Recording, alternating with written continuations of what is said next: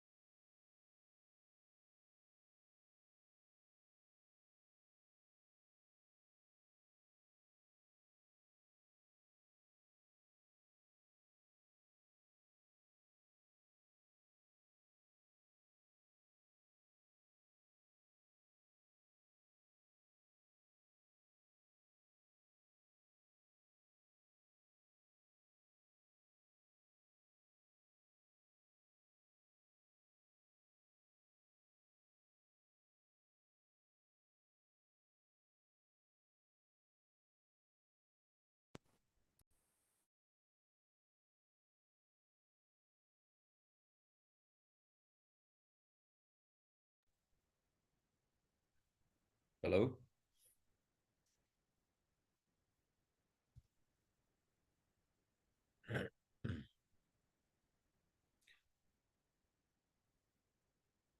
विवेक। हाँ जी भैया। हाँ जी, कहाँ पे हो आप? कौन से अकाउंट से बोल रहे हो? मैं नई दिल्ली, नीडो न्यू दिल्ली से। अच्छा, ये वाला है, ठीक है, ओके डन। मैं नेम चेंज कर दूँ? नहीं, अच्छा, मैं लोगों को एंटर कर रहा हूँ, ठीक है। ठीक है। पैनलिस्ट सिर्फ उन्हीं को बनाना है जिनके मैंने आपको नाम शेयर किए हुए हैं व्हाट्सएप पे, देखना। ठीक है। बनारस की होली आज खत्म हो जाएगा।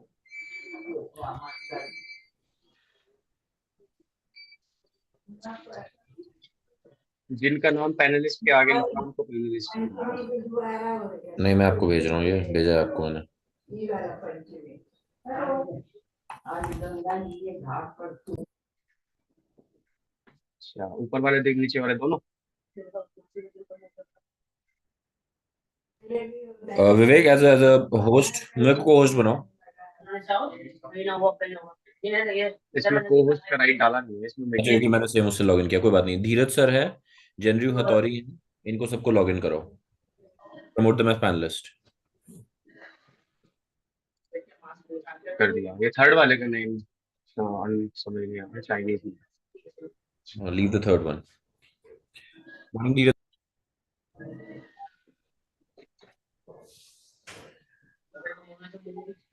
धीरज sir, are you there? Yeah, hello, can you hear me? Yeah, I can hear you, sir. Can you please put on your video?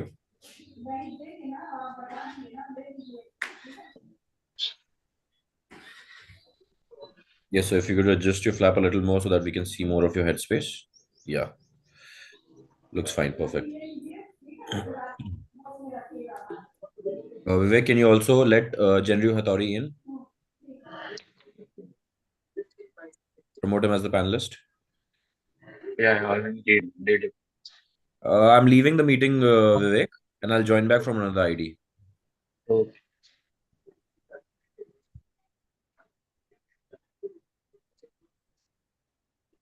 Authorization. Hello.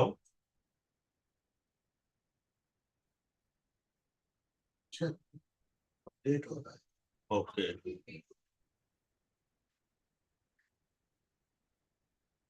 मुझे ज़्यादा टाइम नहीं लगेगा. मैं इसमें अंदर की मात्रा देखा नहीं. मेरा तो मैंने अपडेट किया नहीं है, कर लेते। Hello. Hello, you are not. Your voice is breaking. हाँ. Yes. Yes.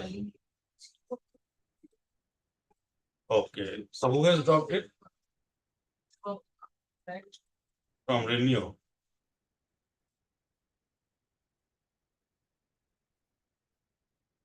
Okay.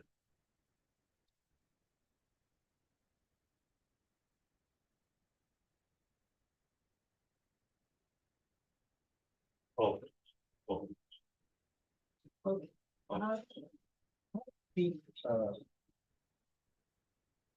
Uh, You joined it. so it is just on few 40,000 webinar. Yes. So I will ask you to promote. Hello. Hello. This is Dheeraj from Nido. Hello. Yeah.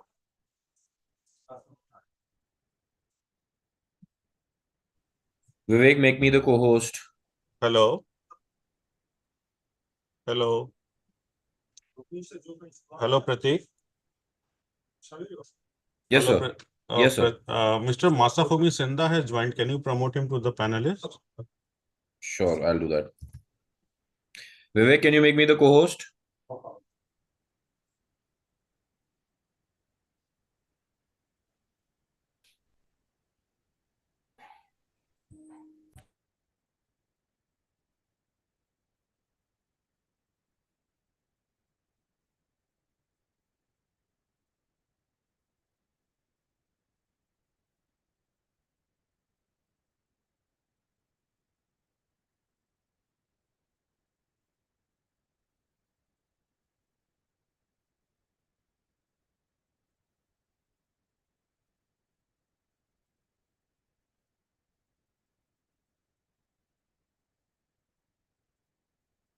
Also, please promote Genryu Hattori, Senda Masafumi as panelists.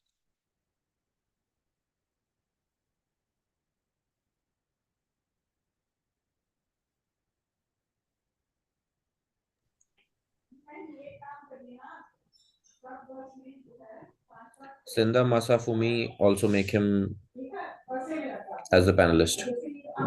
AM Siddiqui also, Abhinav Anand also. AM Siddiqui also, Abhinav Anand also. Please promote them as panelists.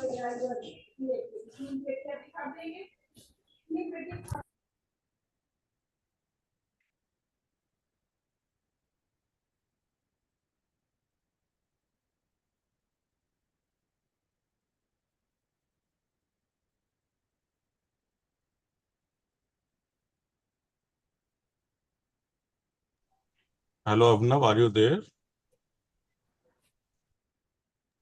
Good morning. Yes, sir, I'm here. Okay, good. Morning, everyone. I would request all of Good you morning. to please put on your videos.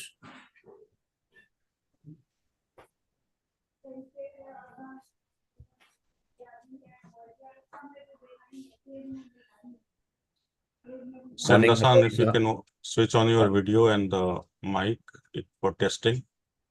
Morning, Hattori-san. I would request everyone to kindly put on your videos. This is Prateek Parashar. from Thank you so WT. much. So, my name is Senda from NEDO. Can you hear me? Absolutely, sir. Your sound is absolutely perfect. I would request you to kindly adjust your flap a little bit so that we can see less of your headspace. The laptop flap, if you could adjust a little bit towards yourself so that we can see less of your Actually, Mr. Senda is joining from a mobile, so he. Yes, because my personal desktop. No. Okay, not a problem. Then Personal, we'll go ahead with this. Not a problem. computer is not working. So Not a problem, sir. No problem. Hattori, sir, can you please unmute yourself and speak 2 sentences so that we could quickly check your audio? Okay, so good morning, I'm Genryu Hattori. So, can you hear me? Yeah, perfect. Okay, thank you. Thank you. Siddiqui, sir, can you please put on your video and test your audio as well?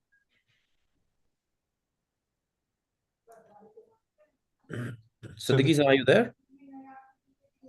Siddiqui-san is not a speaker and he's trying to adjust his video and all, so he'll take a while. Okay. That's okay. All right, sir. Abhinav Anand, sir, can you please put on your video?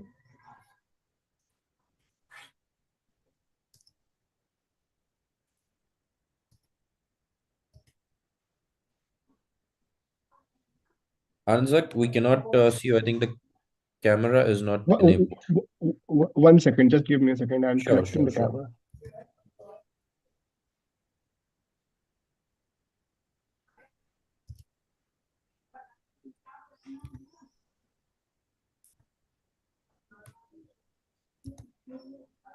Dheeraj, sir, there's also somebody in the attendees. I am not don't. able to understand because it's not mentioned in English. Yes. Hattori-san, who is the person? Can you check the kanji in the attendee one person? Anand, sir, can you please adjust your laptop flap a little bit so that we see less of your headspace? Yeah, that's much better. Can you please also quickly test your audio? Yes, hello, my name is Abhinav. Works fine. Thank you. Aryan Gupta is supposed to be in the panel, Abhinav. We are just promoting him. Vivek, Aryan Gupta sir ko promote karo. Yes, sir, he's from GT team.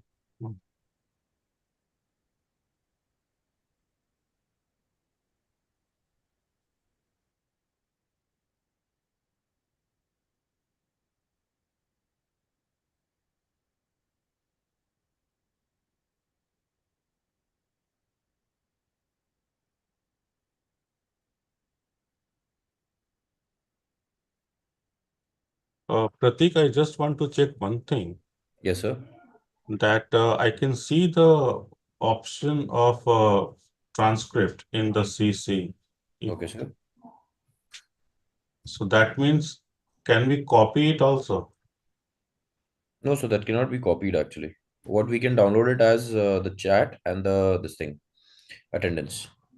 The transcript cannot be copied. No, sir.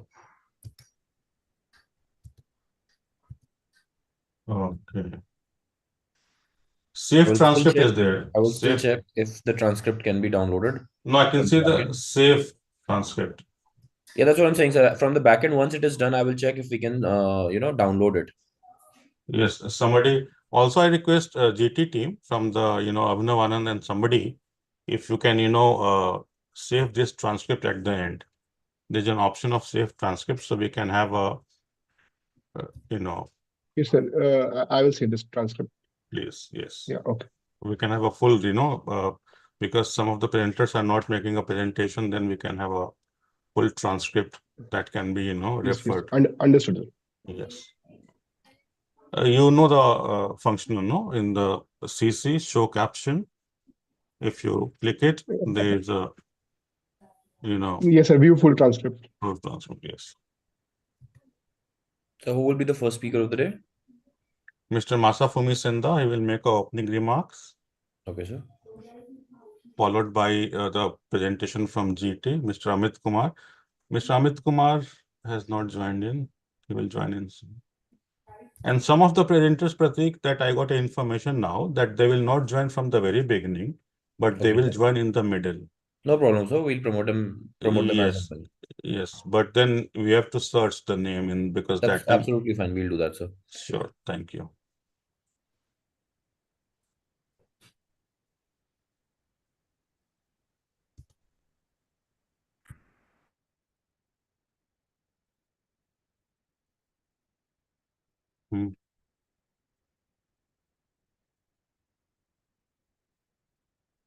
Also, Neha, please promote in the attendee. She is also from the GT team. It's done, sir. It's done.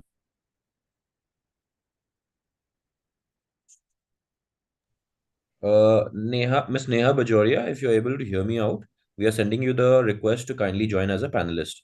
Kindly accept the request. Do not decline it, please.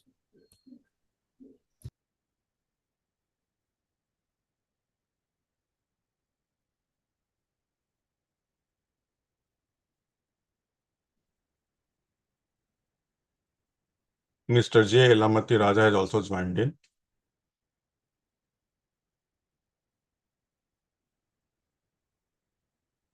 Please promote him as a panelist as well.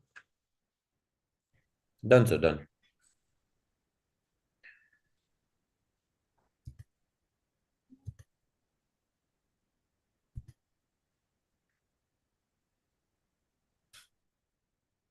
Elamati-san, you are here?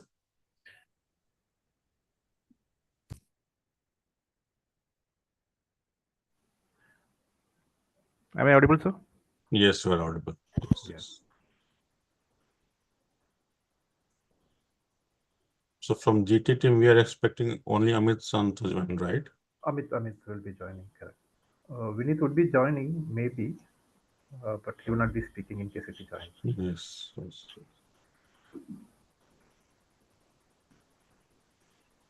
I will also request Mr. Neha Bajoria to kindly put on your video and test your audio.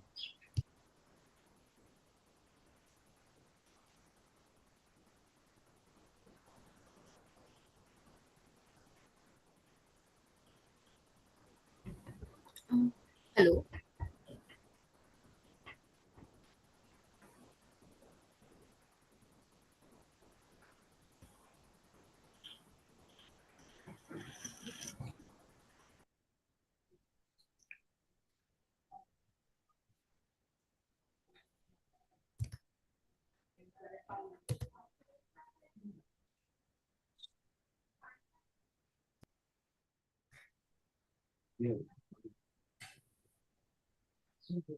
Elamati Rajasan, can you please put on your video? And also Miss Neha Bajoria, ma'am. Thank you, sir. Yeah. Your audio, since you've already tested that, so we can hear you out well. Miss Neha Bajoria, ma'am, if you could please put on your video and also test your audio quality.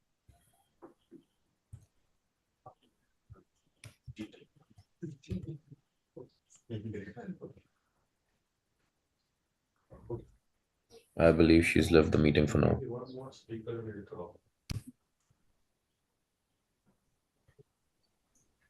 Let me check the chat. Thank you.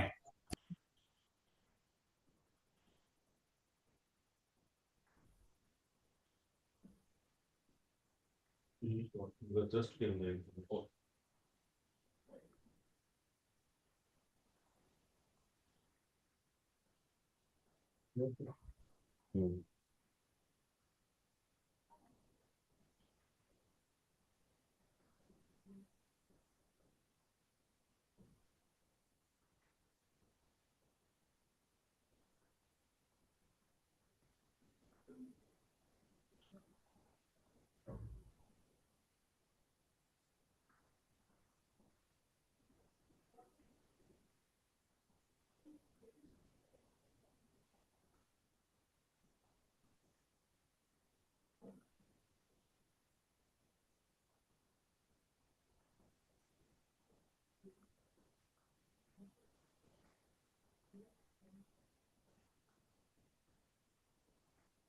Neha is facing some connectivity issues. She'll be joining in a minute.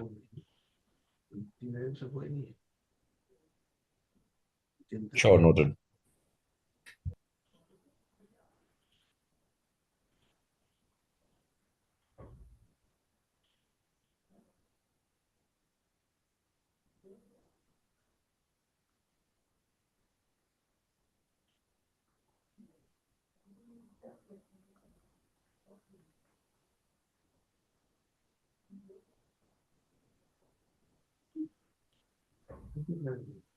The presentation will be presented from our end, or somebody from Nido will be doing that, or we can do that. We have the share screen option. Yeah, we have the access. You have the access. You can do it. Yes. You can check it now. Yeah, Abhinav, can you just check it? I would request to all the panelists, for anybody who has a presentation, kindly go ahead and share the screen so that your sharing rights are tested. Yeah. Just give me a second. I'm opening the presentation.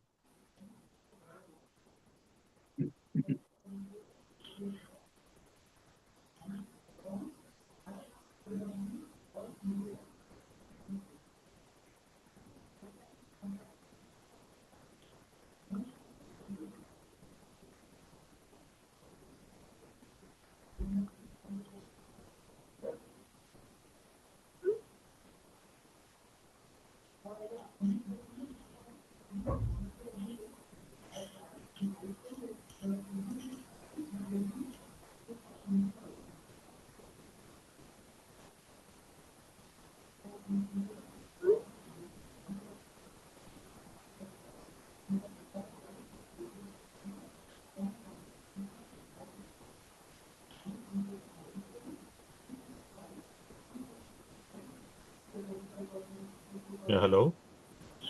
Hello. Speaking. Abhinav, are you presenting the screen? Yes, sir. Is my screen visible? Yes, please. Yes. Oh, I'm good. Okay, I could not able to see the screen. Why?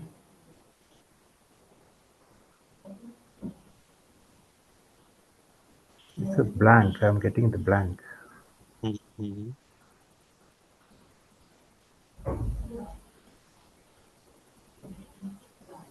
Pratik, Sure. is there a way I can figure out, why I'm, or Right. can I, So right can I log? now I'm So on in the a top right, you webinar. see there's a view So button. give me some time, and I'll View. call you back. Click on after that we and discuss. select side by side Then we speaker. can, discuss more Side by about side it. Is that speaker. okay? Yeah. Yeah. You able to see it now? Now I can able to see. Yes. All right. Thank you.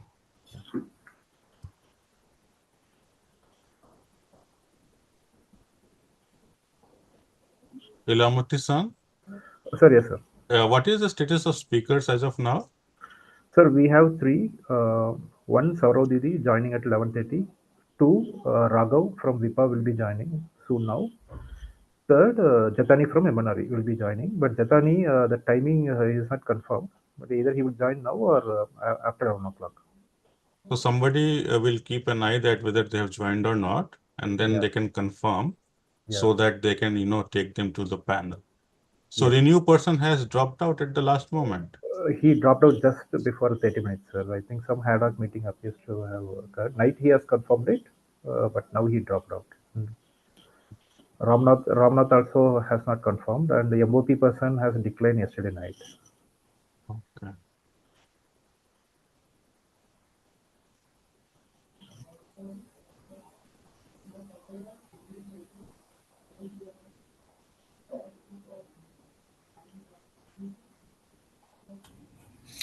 Hi, good morning, everyone. Morning, Amit San.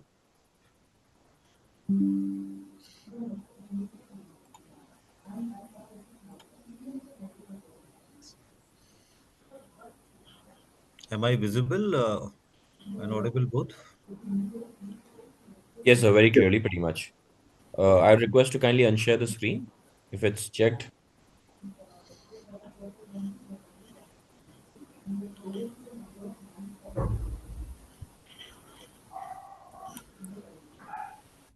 Abhinav Anand sir, if I'm audible, I would request you to kindly unshare your screen if it is tested. Thank you. Neha Bajoria, madam, can you please unmute yourself? Yeah.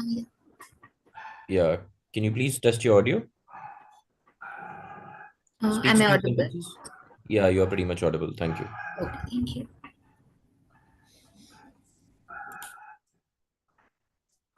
Anybody else left out in the panelists to kindly come up and check your audio and video quality?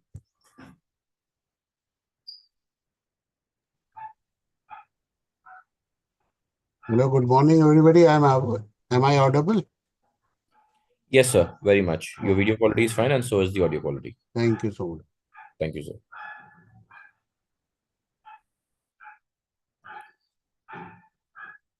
To all the panelists, with the first speaker of the day, we shall go live in like 6 minutes. I shall give you a countdown before we go live.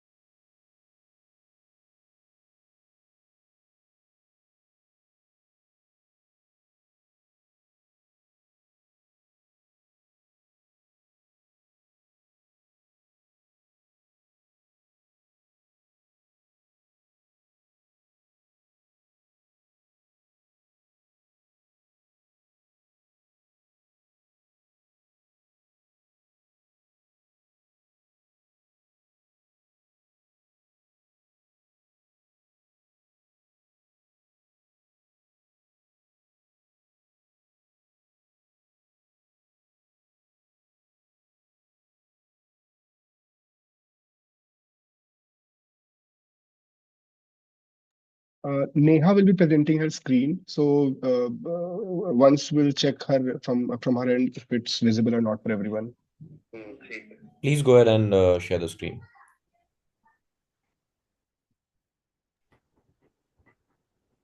Yes, Is my it's screen visible. visible completely?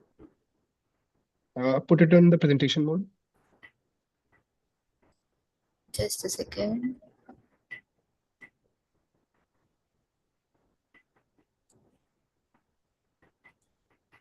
Now,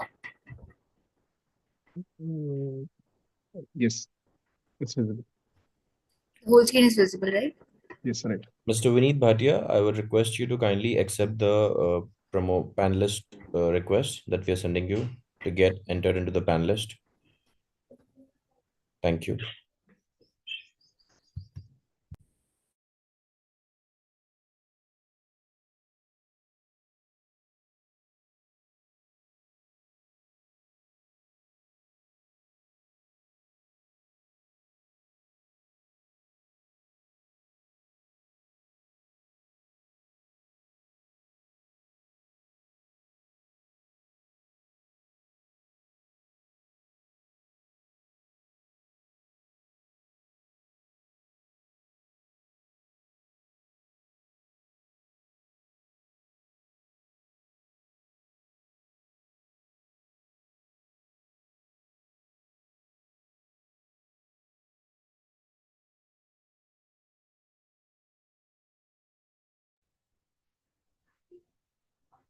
Dheeraj sir, we shall go live in like next 2 minutes. Sure. So I think everybody should be ready. The first presentation is from Senda-san. After 2 minutes.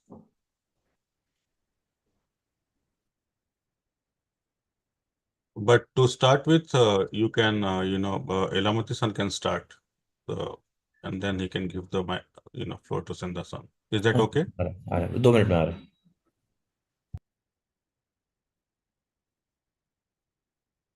You are mute. You are mute. Yeah. Okay.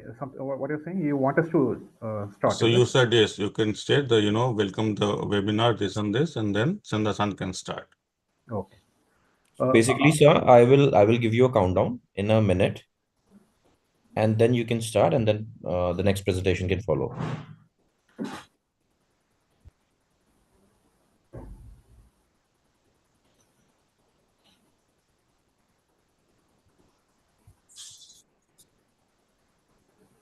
Lamadi Raja, we can go live in 3, 2, 1, and we are live now. Please go ahead.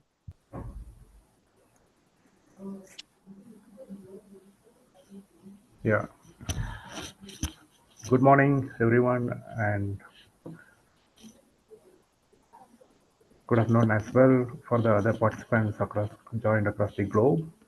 Welcome everyone to the webinar India Energy Policy and Major Market Players being jointly organized by NIDO and Grant Thornton.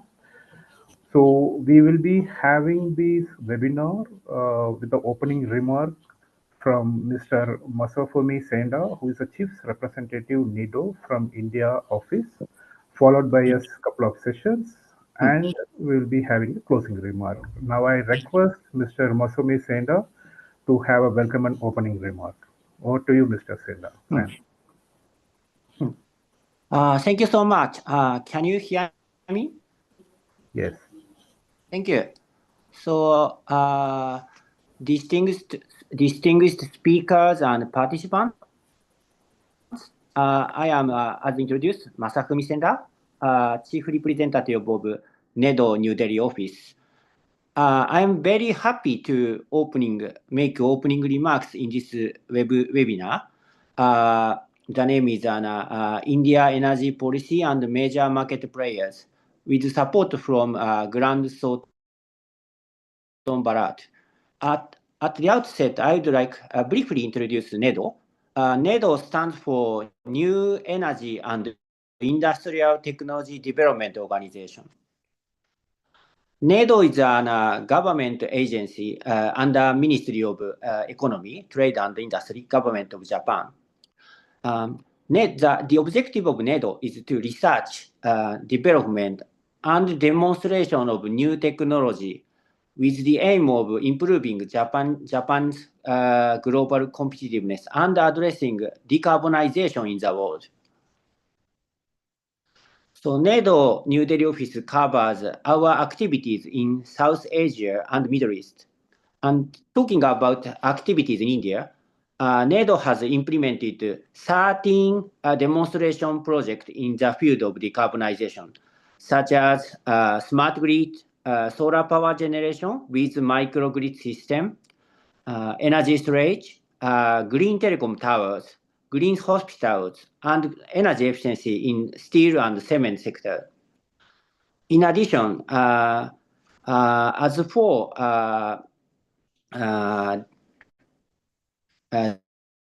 demonstration project, Nissin Electric, with support of NEDO, has been preparing technological demonstration of micro substation for electrification using transformer for large capacity instrument. At present, we have been supporting feasibility study such as ammonia co-firing at existing coal-fired power plants, hydrogen technology to decarbonize an automobile factory, biogas project, and waste-to-energy project. This fiscal year, we commissioned Grant Thornton Ballard to conduct research on the topic of India energy policy and major market players. We would like here to discuss the outcome of the report through this webinar. And we intended to bring stakeholders from government and industry to discuss on this report. And I would like you to present your views on the current energy scenario in India. Lastly, let me inform that World Expo 2025 will start in Osaka, Japan next month. The result of NEDO-supported research and development will be on full display at the Expo 2025.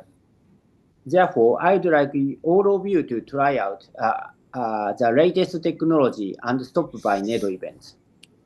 Once again, I extend a warm welcome to our distinguished speakers for joining us in today's webinar, in spite of your busy schedule.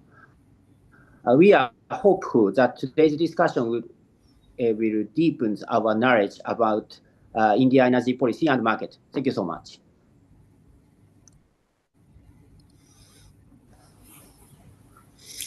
Thank you, Senda-san.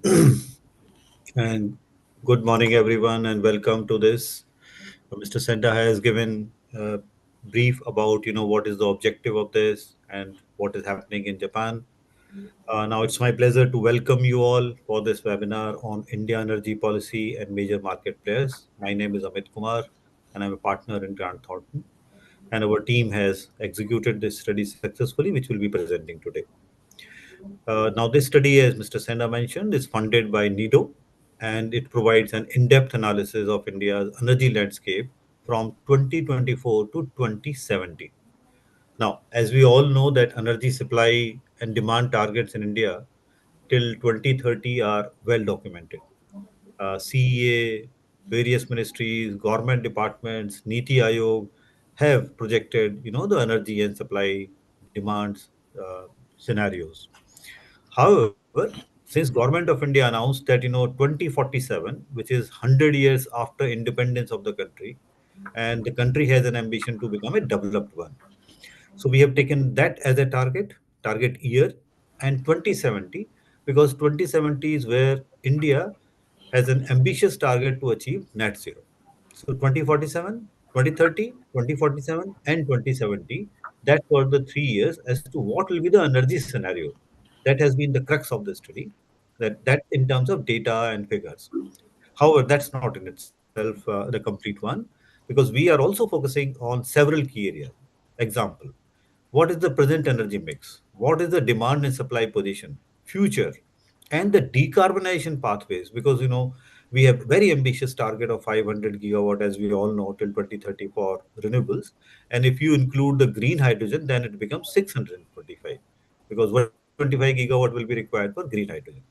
But we are not just focusing only on electricity. This is an energy study. So we are focusing on coal, various fossil fuels, including petroleum, because that is in itself is quite a substantial part of it. It's a different matter that just like Europe and Japan and some of the developed economies, what we have seen, that there is a trend for electrification and electrification also from renewable sources, because then it itself becomes the pathway for decarbonization or the net zero roadmap. So we'll touch upon that aspect as well. Now, again, one of the critical aspect is the emphasis on India's energy transition model, because every country, depending on the resources they have indigenously or they import, that has a hand in developing that model for energy transition, and that model in itself will outline the pathways for achieving this net zero emission target of 2070. Now, this will obviously include integration of RE, renewable energy, I mean, advancement in energy efficiency in true sense, because now we are also touching on the process side of the energy efficiency, not just the utilities in itself. And very importantly, adoption of some of the emerging technologies. These are green hydrogen and very importantly, CCUS, carbon capture, utilization, storage. IOC, Indian Oil Corporation, with support from ADB, is working on one of the CCUS study in Assam for IOC, and Grant Thornton we are also supporting in that study. Now, our finding, highlight the importance of collaboration with between three stakeholders, policymakers, very important one. That's why you will find that they are here today to discuss some of the aspects related to this. Industry leaders, so we have invited industry in the panel today, and also the technology providers. Technology providers, not just with those who are present in India, but globally, because many of the state-of-the-art technology innovation are happening overseas in batteries, in green hydrogen, Japan, UK, Europe, US, Australia, and also critical minerals. So all these things put together, we have compiled this report, which will be available in the public domain very soon. But today you will hear as to what are the findings and the recommendations going forward, which I'm sure that the government and the industry will take a cue from and would help in implementing these. With this, I would like to invite my colleague Ilamati Raja, Director Grant Thornton, to present you the glimpses of this study. Ilamati Raja, over to you. Thank you, Mr. Amit Kumar, for setting the stage of our study. My name is Ilamati, Director at Grant Thornton Bharat. So now let us delve into the key findings and the recommendation of our assessment of India energy markets. And we will be exploring the various energy transition model the country is expected to adapt across the supply as well as the demand markets, and the role of different energy sources and the outlook of the supply and the demand markets. So let us get into the presentation.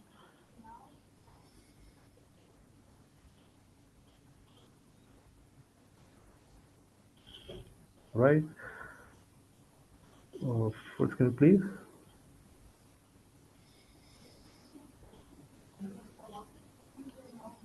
Please put it on the full screen. Yeah, thank you. Next. Next slide. Right. So the agenda for the webinar, previous one. Right. So we have a three agenda for today's to cover.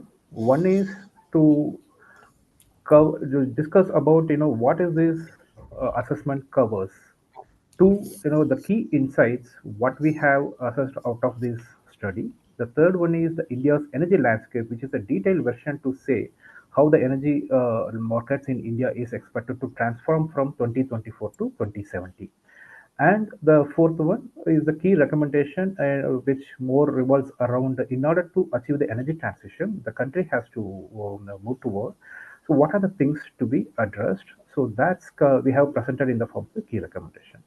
Let's go to the first coverage, which is the content of the webinar or the coverage what we have covered in the study. So this whole assessment is about the India energy landscape from 2024 to 2070, where we have touched upon the energy mix, the demand market, supply market, and how this both market is expected to evolve in the future, and who are all the energy players who will have a key role in transforming the India's energy journey, plus what are all the policy changes which is expected in the country from the prevailing policy and program setup we are having that will drive towards the energy transition or towards the net zero for the year 2070. While the assessment is it's covered about the entire value chain of the energy sector, for this webinar, we are touching about the three key focus area, which covers the present energy mix and demand supply position of India. Second, we will also be touching about the future energy demand and supply position in India, right from 2030, what we can expect in 2047, as well as in 2070 in a net zero scenario. Third, what the major energy users in India are planning for their energy transition and their decarbonization pathways.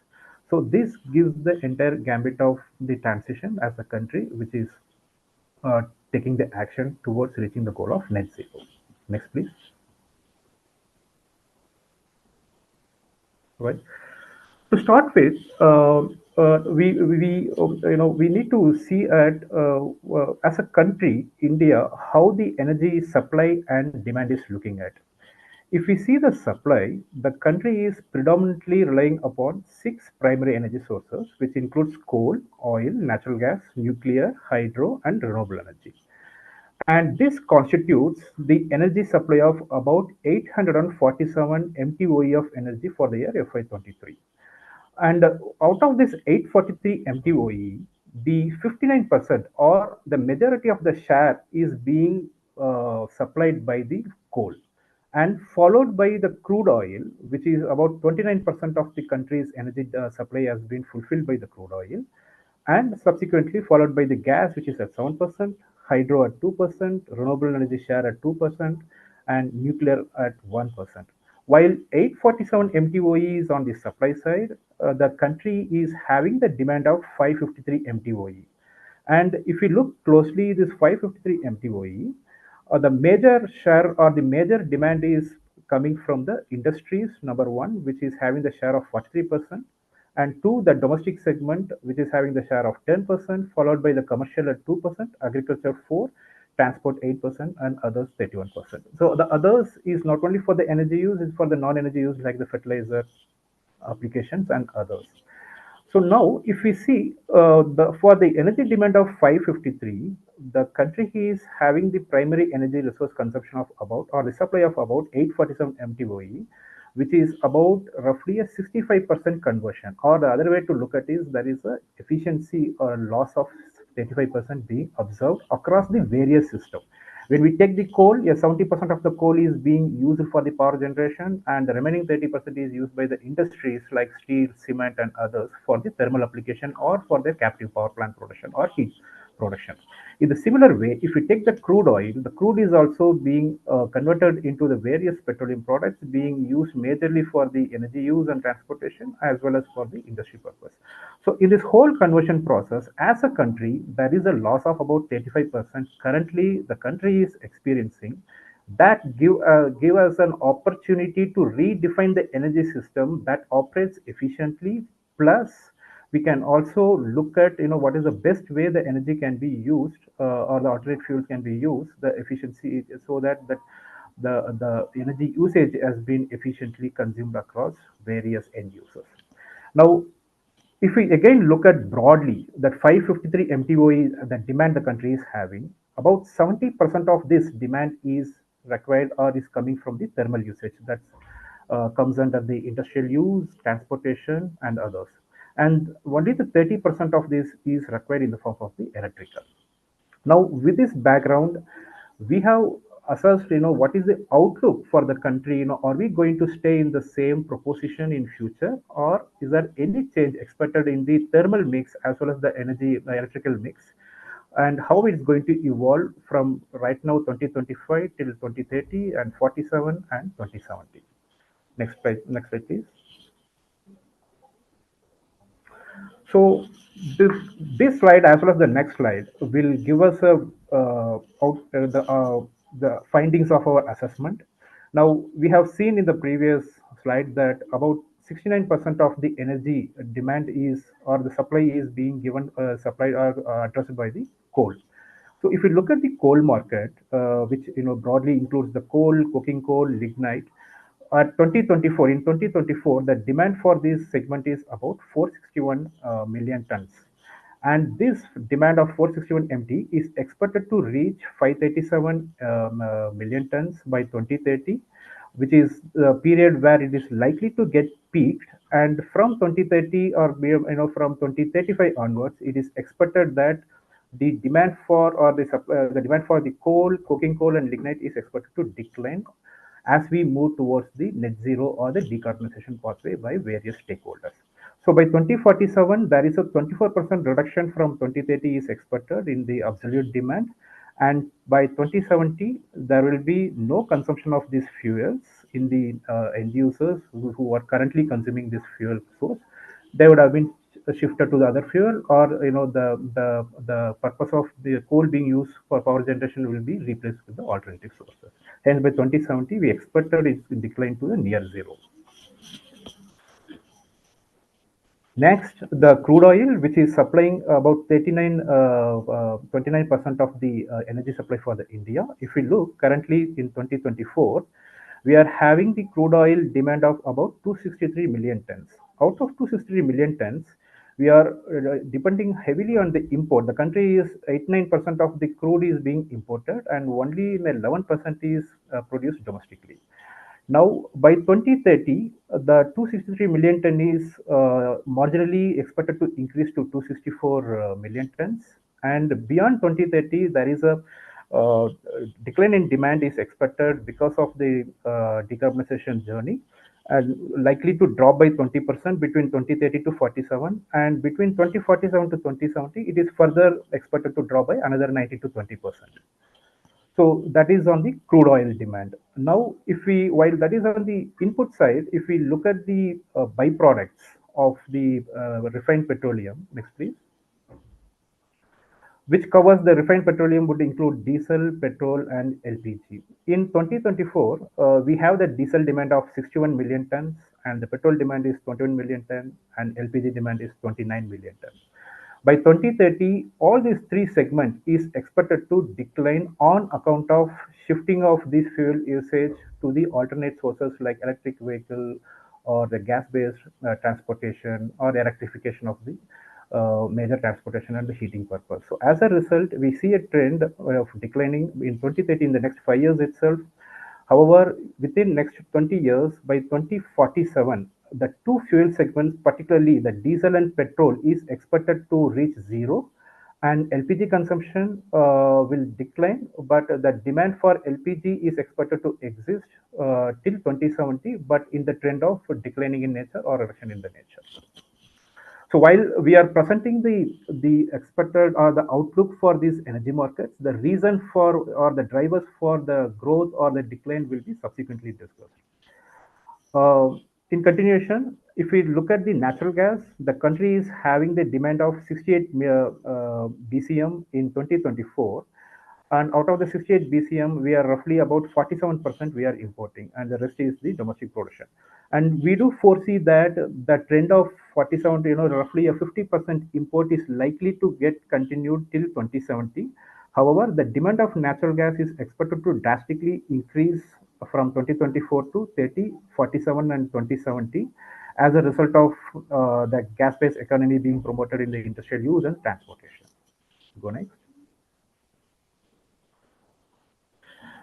The other market or the emerging market is the aviation turbine fuel. Now, as the economy grows, we see a clear trend for the accelerated demand for the ATF, and given the push for bringing the sustainability in the aviation sector, already the Western country markets are adapting the sustainable aviation fuels. And in India, we do have a program to have a SAF blending from 2028 onwards. So with that trend, we clearly see the demand for ATF is expected to increase from 2024 and going forward. But beyond 2035, the blending of SAF into the ATF is expected to chip in as a market acceleration in India within the domestic market itself. And by around 2047, it is expected that about 30% of the ATF will be substituted with the sustainable aviation fuel. And by 2070, it is expected that 50% of the aviation turbine fuel demand will be met through the SAF. Next, please. The next market we will be seeing is the green hydrogen. So green hydrogen, if we look, as on India, as of now in 2025, we have a latent demand in India. So we have the demand emerging from majorly 4 sectors, namely refineries, fertilizers, steel, and the transportation purpose. Given the cost effectiveness we are yet to achieve, and the demand for domestic market to pick up, the market is primarily focusing on exporting to the Western as well as the Far East market at moment in India. However, the market for green hydrogen production as well as the electrolyzer production is expected to get well settled or established from 2028 to 30 in the country. And from 2030 onwards, the demand within the country from the key markets is expected to gain momentum. So with that, we see the demand of about roughly a 30 MMTPA by 2050, and is majorly going to be driven by the 4 segments, particularly the heavy-duty vehicles, steel, refinery, and the fertilizer that will be used for the ammonia production. Next, please.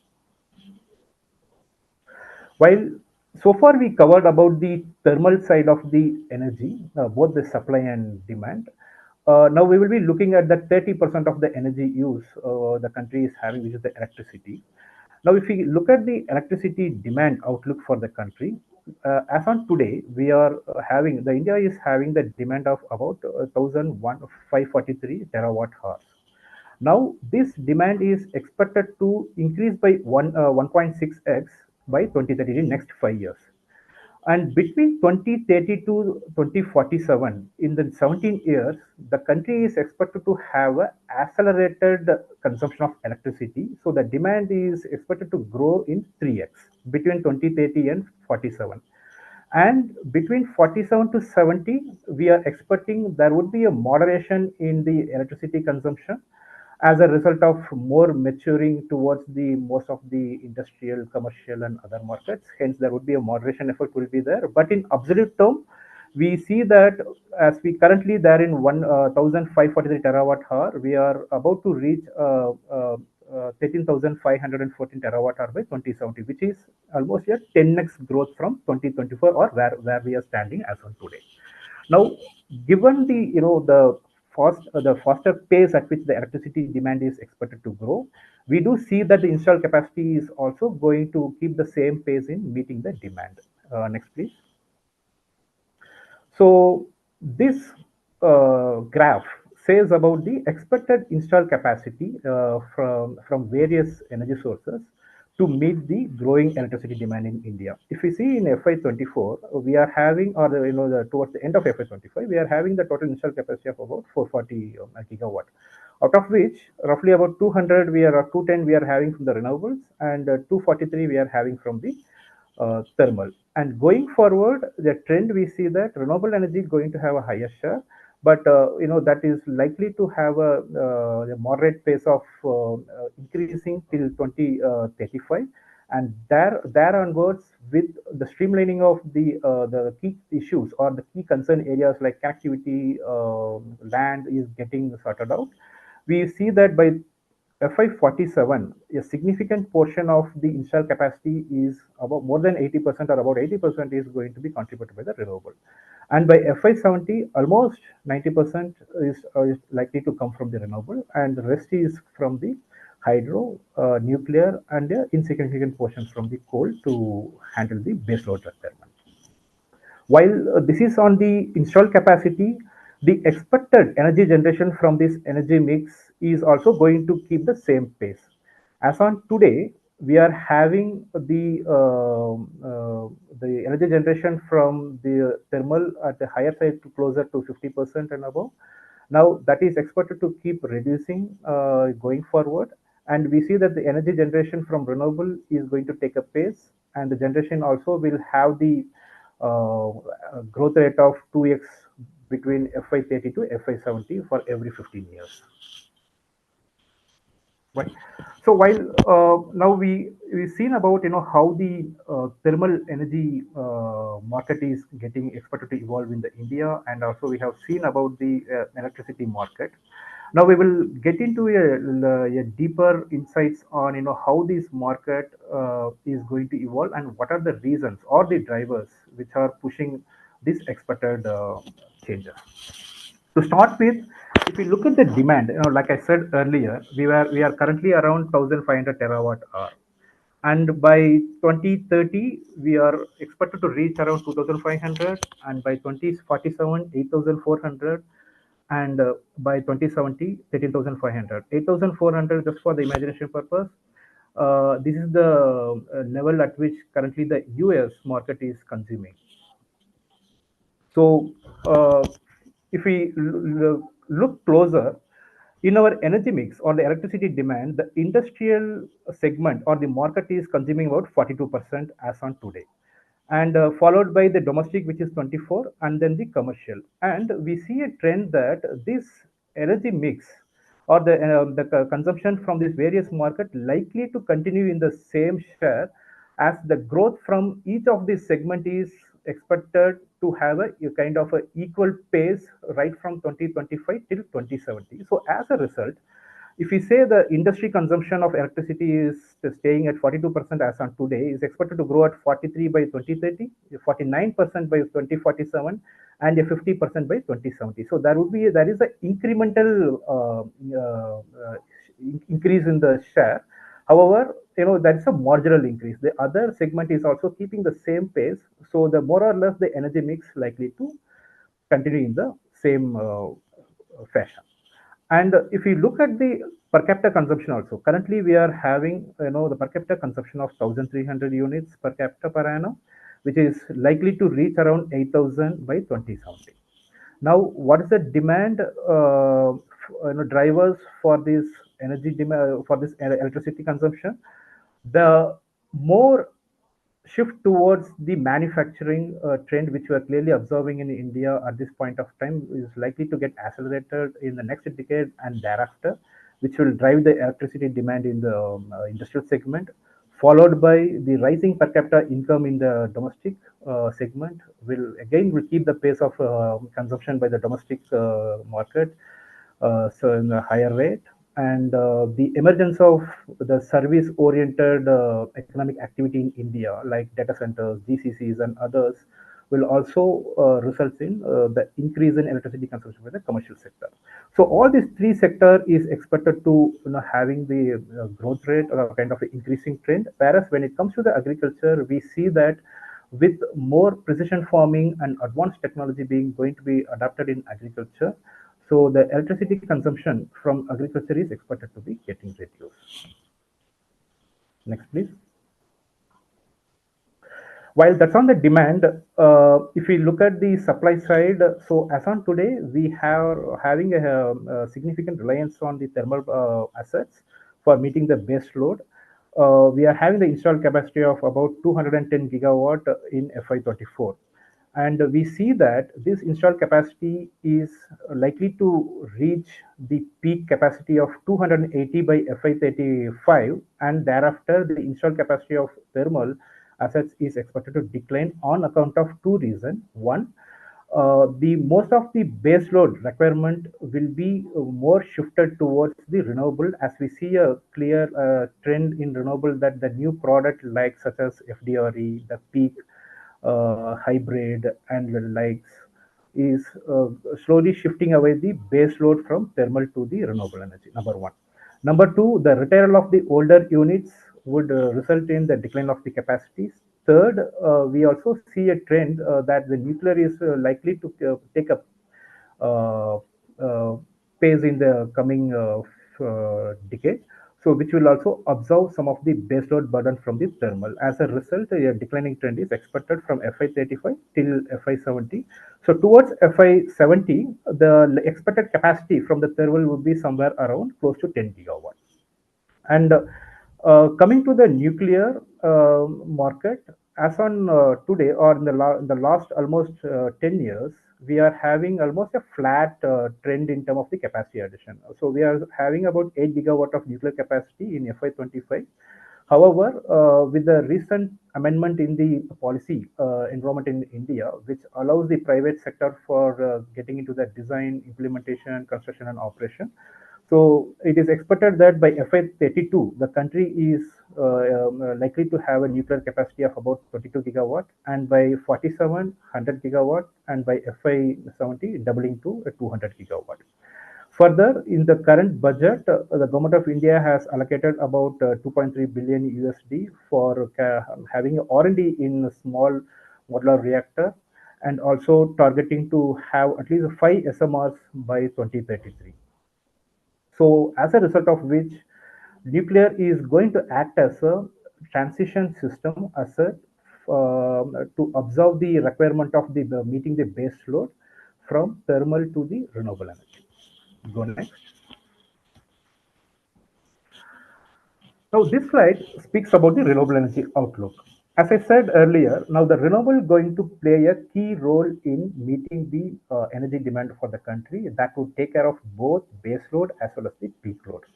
Now we clearly see a trend in India that the last decade was purely thermal, which keeps the assets on for meeting the base load as well as the peak load.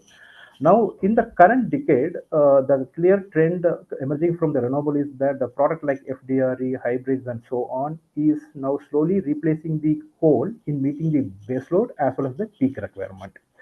So the renewable will likely to pick up the the responsibility or a significant role in meeting the base load from the next decade onwards, as the market evolves, expected to evolve in the current market, current decade. From the next decade, it is more towards replacing the coal with the renewable. Now, while this is the trend, now if we see the left side graph, as of today, we are having the renewable share of 47% in FY24, which is expected to reach by 55%. This is in terms of the installed capacity. 55% by FY30, and 78% is going to reach in FY47, and is expected to reach about 90% in FY70. And this 90% of the installed capacity from the renewable in FY70 is translating to 80% in terms of the energy terms, which is in the right side graph. So it's a significant portion of the both the power capacity as well as the energy is expected to met through the renewables.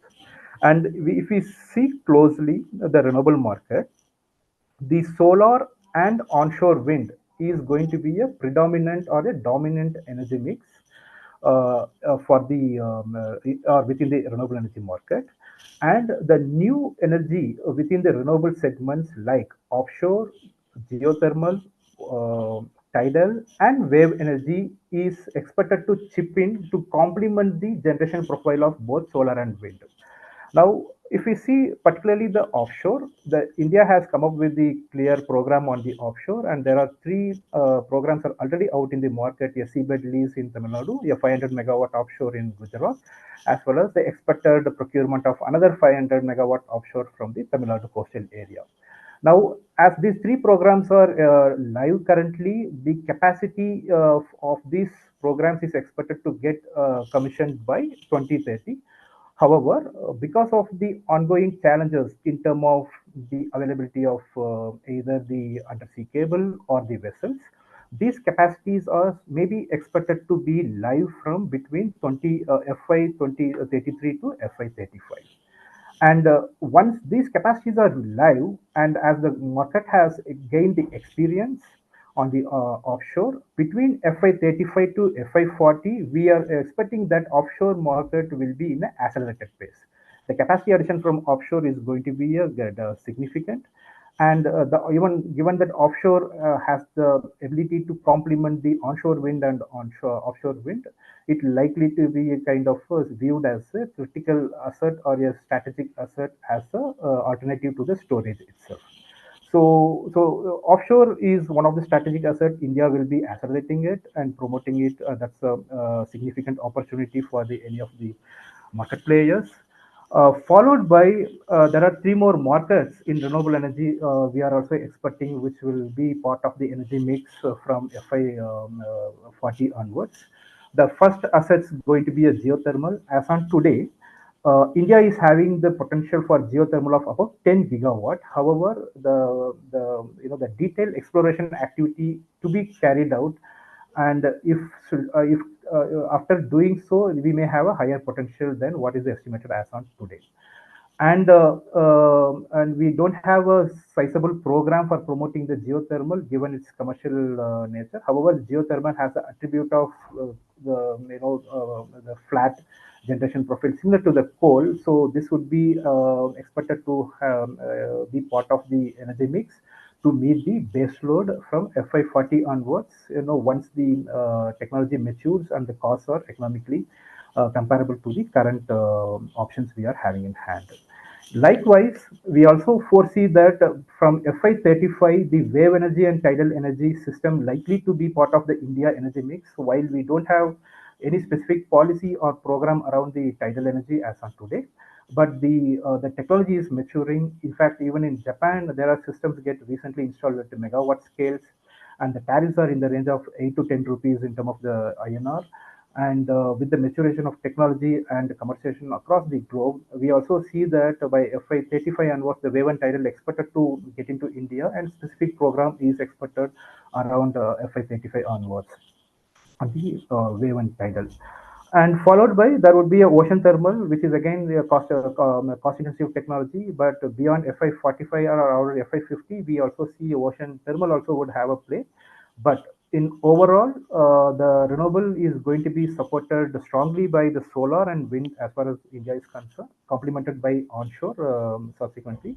And other assets like geothermal, wave, and tidal is going to be a seasonal or complementary in nature for the existing or the expected RE profile. Now, last remark on the Indian RE market. Now, this is the decade where the country is adding up, also auctioning a sizable capacity, which is on multi-gigawatt scale. Now the country is handling or overcoming the challenges related to the evacuation and the land.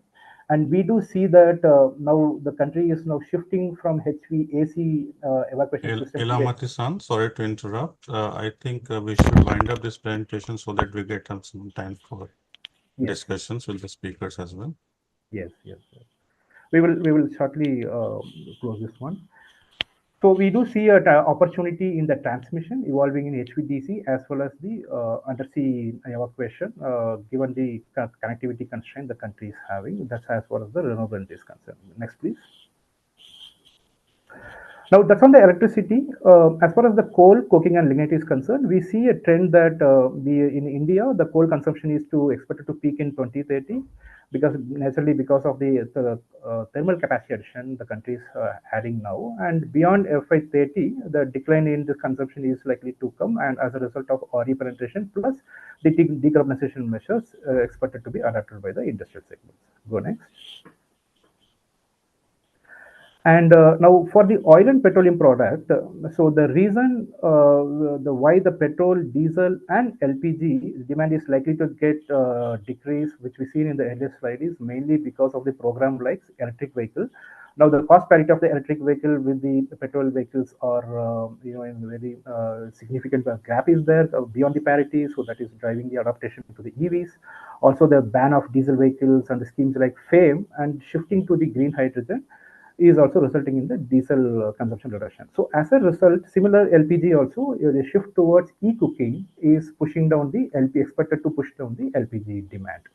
And ATF we have seen. So as a result of declining in the petroleum products, the supply will reduce, or other way to say is the refinery capacity in India is expected to get saturated around FY35. And after that, the country is expected to export the production rather than focusing more on the domestic market. This is for the oil and product. Next, please. Hydrogen we spoke is mostly we have the hydrogen demand in the latent stage. However, with the opening up of domestic market, so we expected to see the market will get expanded in India from FY30 onwards. Next, please. So this is the second last slide. While that's on the supply, now we also see that the key energy intensive users, like particularly the industries, iron, steel, fertilizer, textile, cement, and so on, we see a clear trend that all these industries are shifting to low carbon fuels in their thermal process as well as in the electricity. And many of the low to medium temperature applications will be shifted to the electricity based heating, like the steel industries, so the electric arc furnace.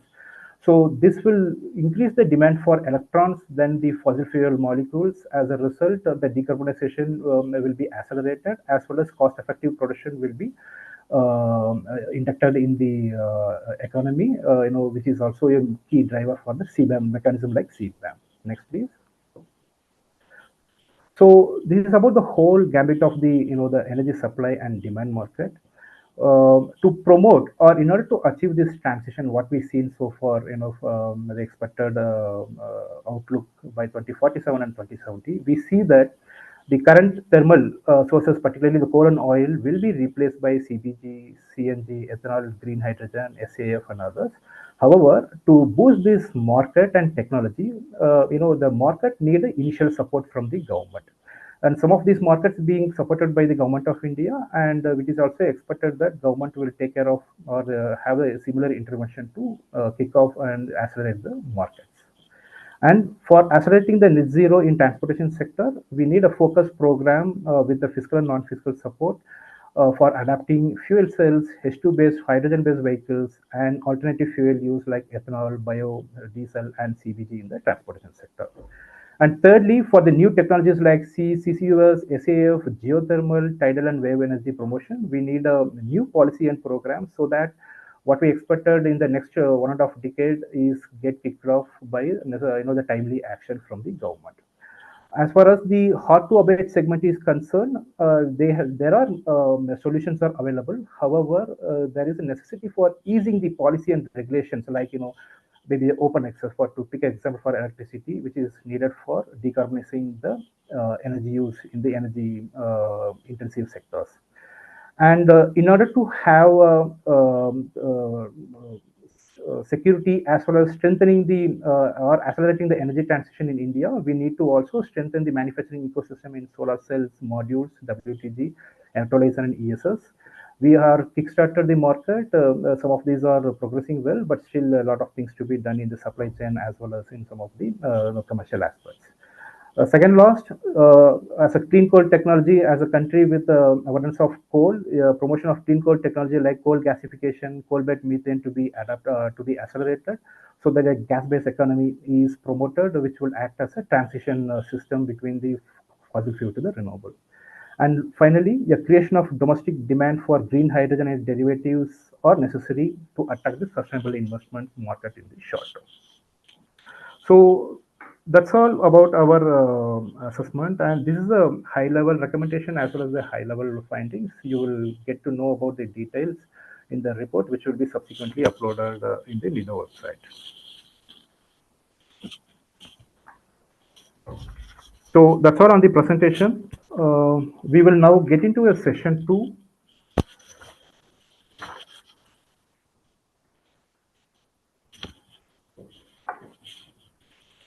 We can unshare the screen.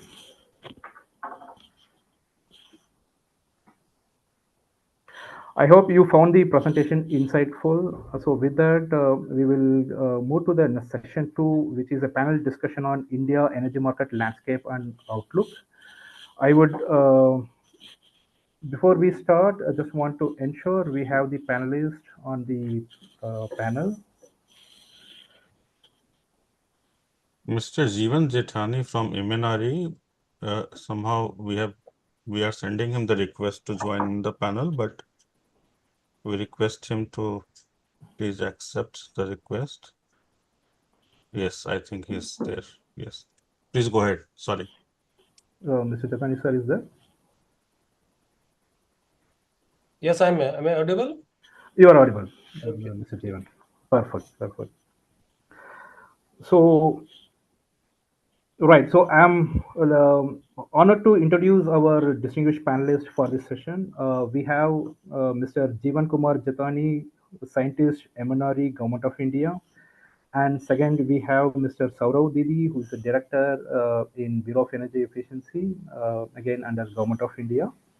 And third, we have Mr. Raghavendra Upadhyay, who is CEO of Wind Independent Power Producer Association, who represent the IPPs of renewable energy in India. Thank you all for joining us today. We look forward to have your valuable insights and perspective in the panel discussion. To start with, I will have my questions for Mr.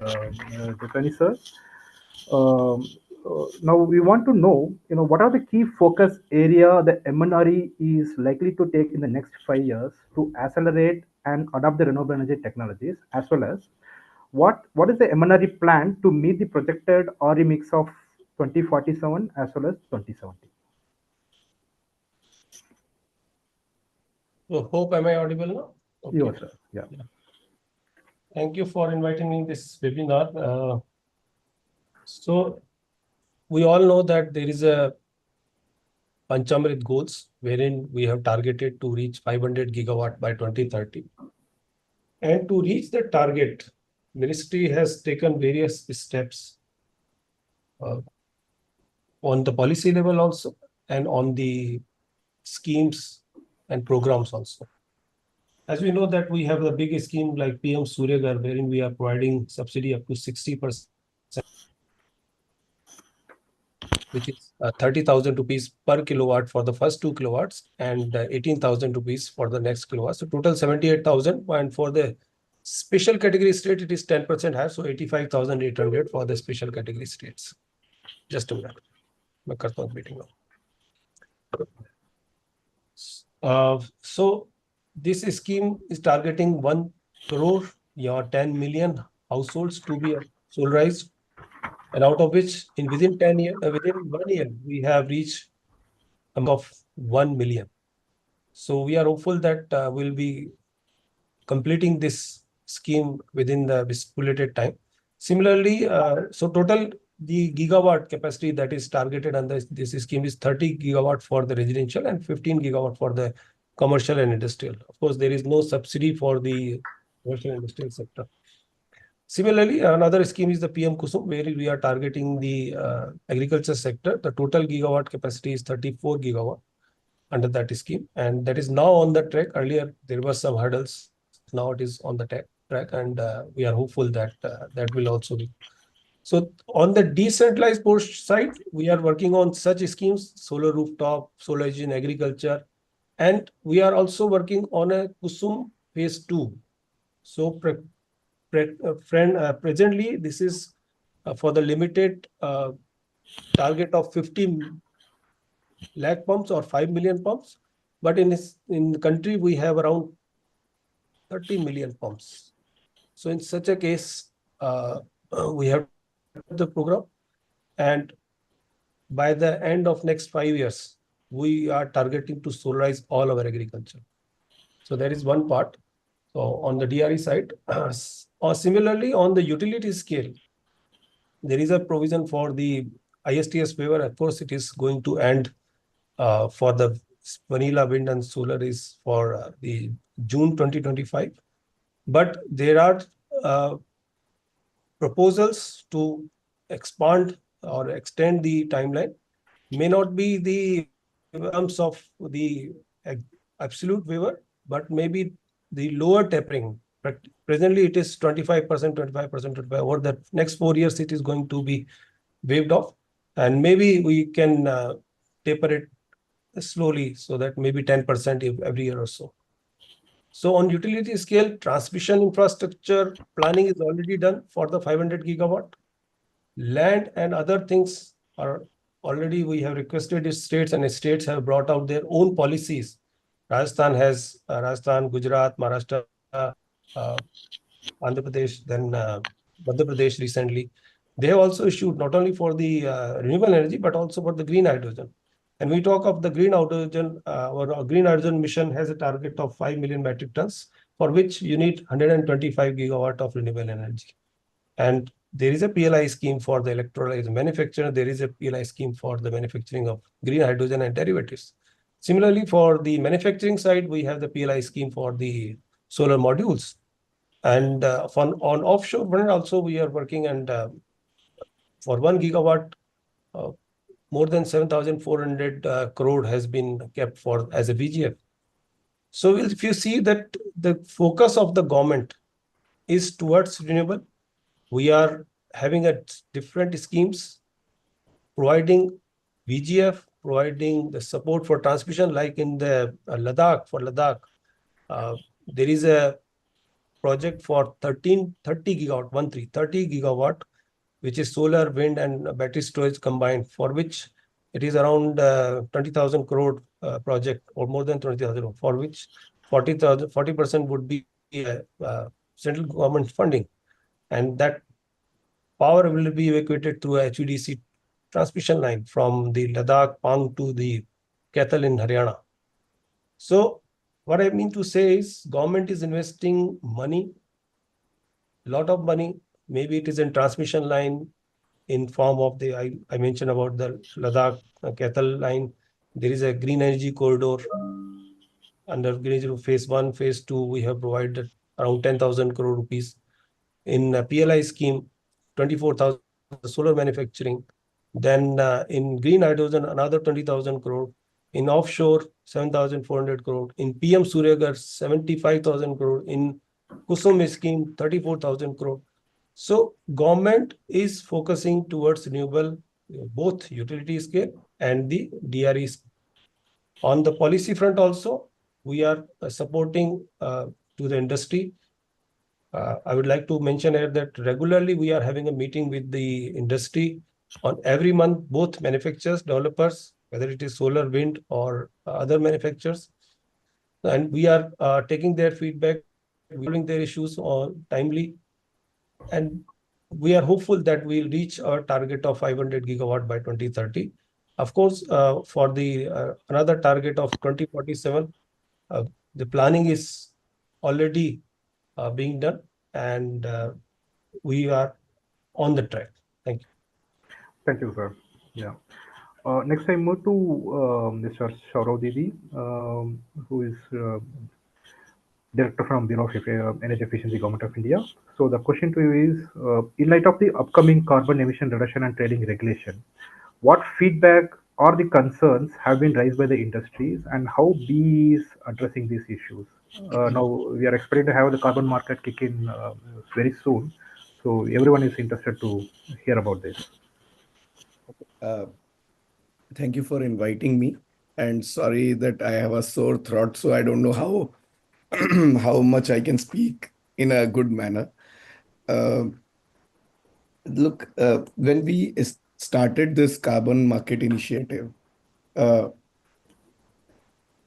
lot of people actually raised number of concerns. However, one good thing was that everybody is enthusiastic for this effort that carbon credits trading scheme is coming out.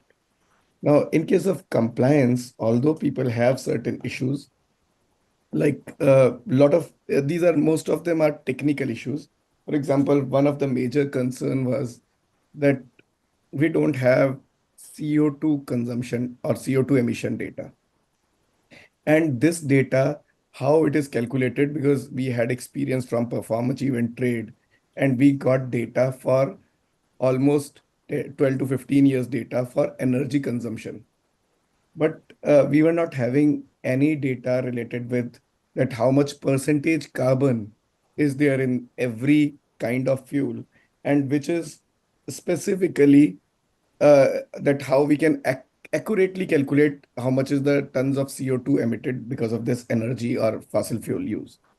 So that was the one main concern. And what we did as of now, we took IPCC default values for calculations.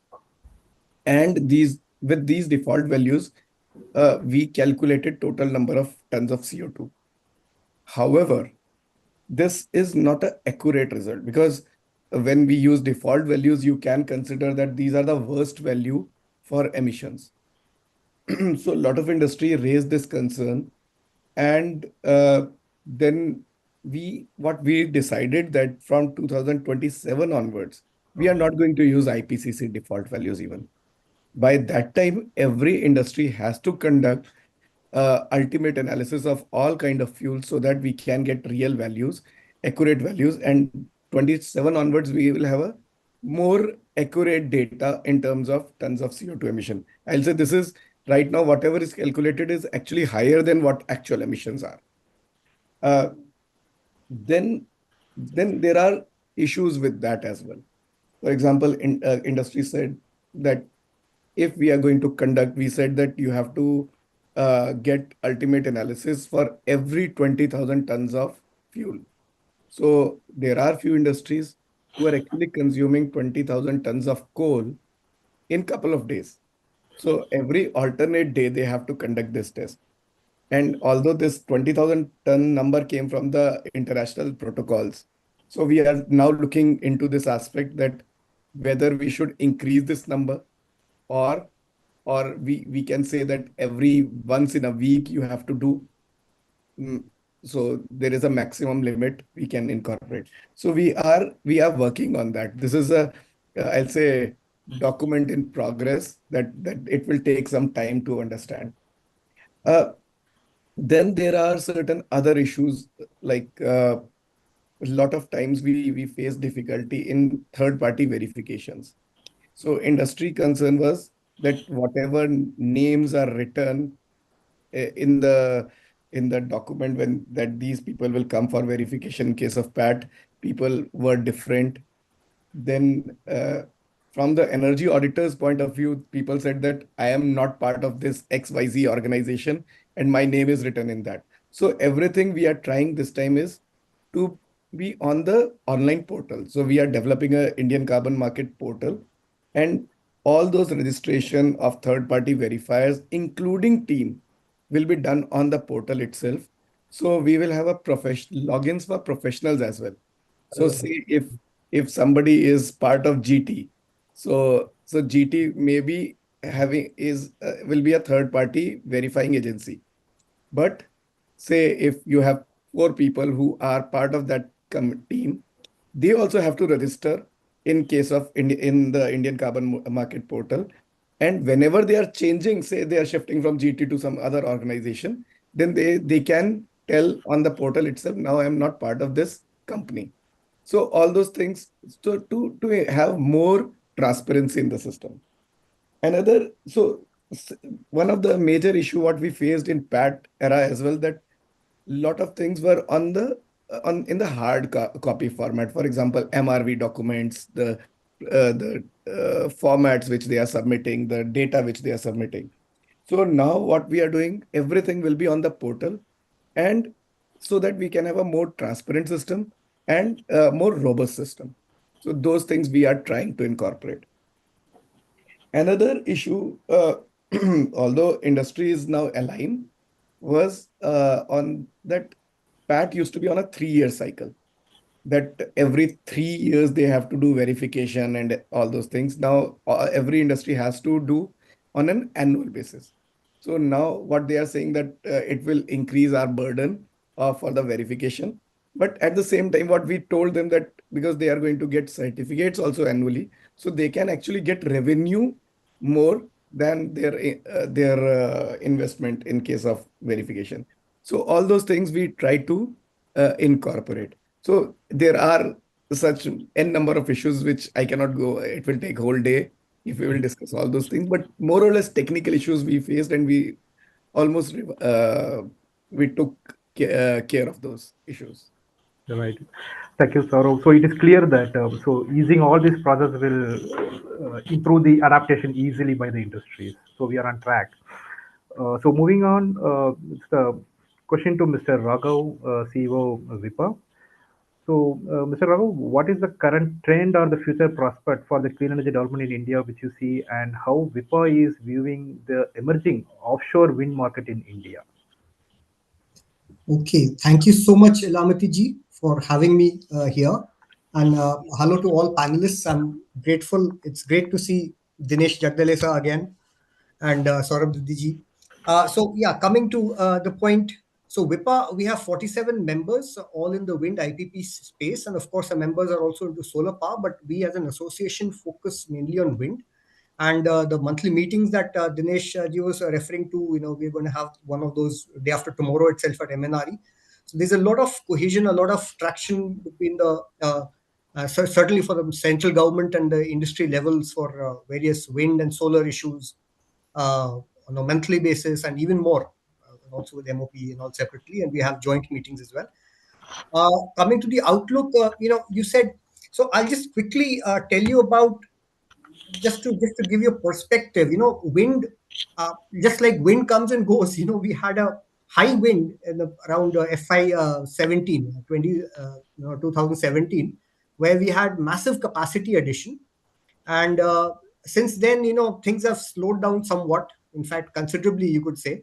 And a lot of the capacity that is being added, in recent times is from Gujarat, Karnataka, and some from maybe Tamil Nadu. Earlier, there was, Maharashtra had done suddenly huge amount of capacity addition in FY 2014, right? So there are massive spikes that we've had on a state-to-state basis, with an all India aggregate of very high capacity addition in financial year 2017. Last year at calendar year, or rather this FY 2024, if we see the figures, we see that we could have done a lot more. When you look at solar, tails by comparison, but then as we all know, wind has very different issues, very specific siting, very different issues, very capex intensive sector. So quite different from solar in many ways. So here, if we look at the new technologies and the outlook that we have, see, and offshore, we would say, on onshore, to begin with, let's look at onshore. We are very bullish on onshore. There are a lot of state level issues that we interact with states regularly, and we get very good listening from them. And then we, start to look at various other parameters. For example, Karnataka, from the energy department, with directors to the revenue department, and now we're discussing things in land acquisition with them. So there is definitely dialogue, there is movement. It takes time. We understand that the issues are sometimes difficult to resolve, but they are getting resolved, and we are optimistic about their resolution. On offshore, we would say that the viability is really not working out for a very viable bid, someone to really place that bid. We really want to see that the parity, the pricing parity, the kind of cost of power should be such that DISCOM should be wanting to procure that power. So either we have more viability gap funding, we increase it by maybe 2x, 3x. I can't put a quantum to it, but the idea is to bring it to parity so that then DISCOMs are not encumbered or don't get forced into buying that kind of power. So there is long-term viability for that PPA that they'll have. There'll be an offtake. Then, of course, once you look at the viability issue, then we can look at financing of all of that, and then we can look at infrastructure. We know that this will be a longer-term play, and it might, the way it pans out, I'm sure just like India did an amazing renewable energy success story in solar and wind, I'm sure even offshore wind will also go the same way. It might just take a little time to take off, but I'm absolutely sure it will. Okay, the 47.5%. Great. So glad to hear the industry view on the offshore. There is a welcoming move for the offshore, but VGF and commercial viability to be improved upon. And okay, with that, I will moving back again to Mr. Jeevan Jatani, sir. This is related to a geothermal and biofuel alliance. Okay. So given that, I think recently the ministry has also formed a geothermal task force as well as the International Biofuel Alliance. So wanted to hear from you, what are the actions has been done related to geothermal after the establishment of the task force, as well as under the International Biofuel Alliance. Is there any strong or concrete cooperation plan has been made so far in the biofuel markets? So, so far as the geothermal task force is concerned, practically the task force was proposed under the national policy on geothermal energy. It was in draft stage, and we have requested comments from the stakeholders, from the concerned ministries, and we have included it.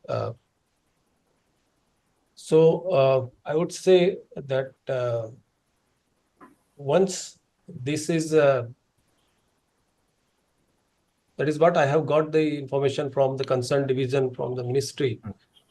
regarding the task force.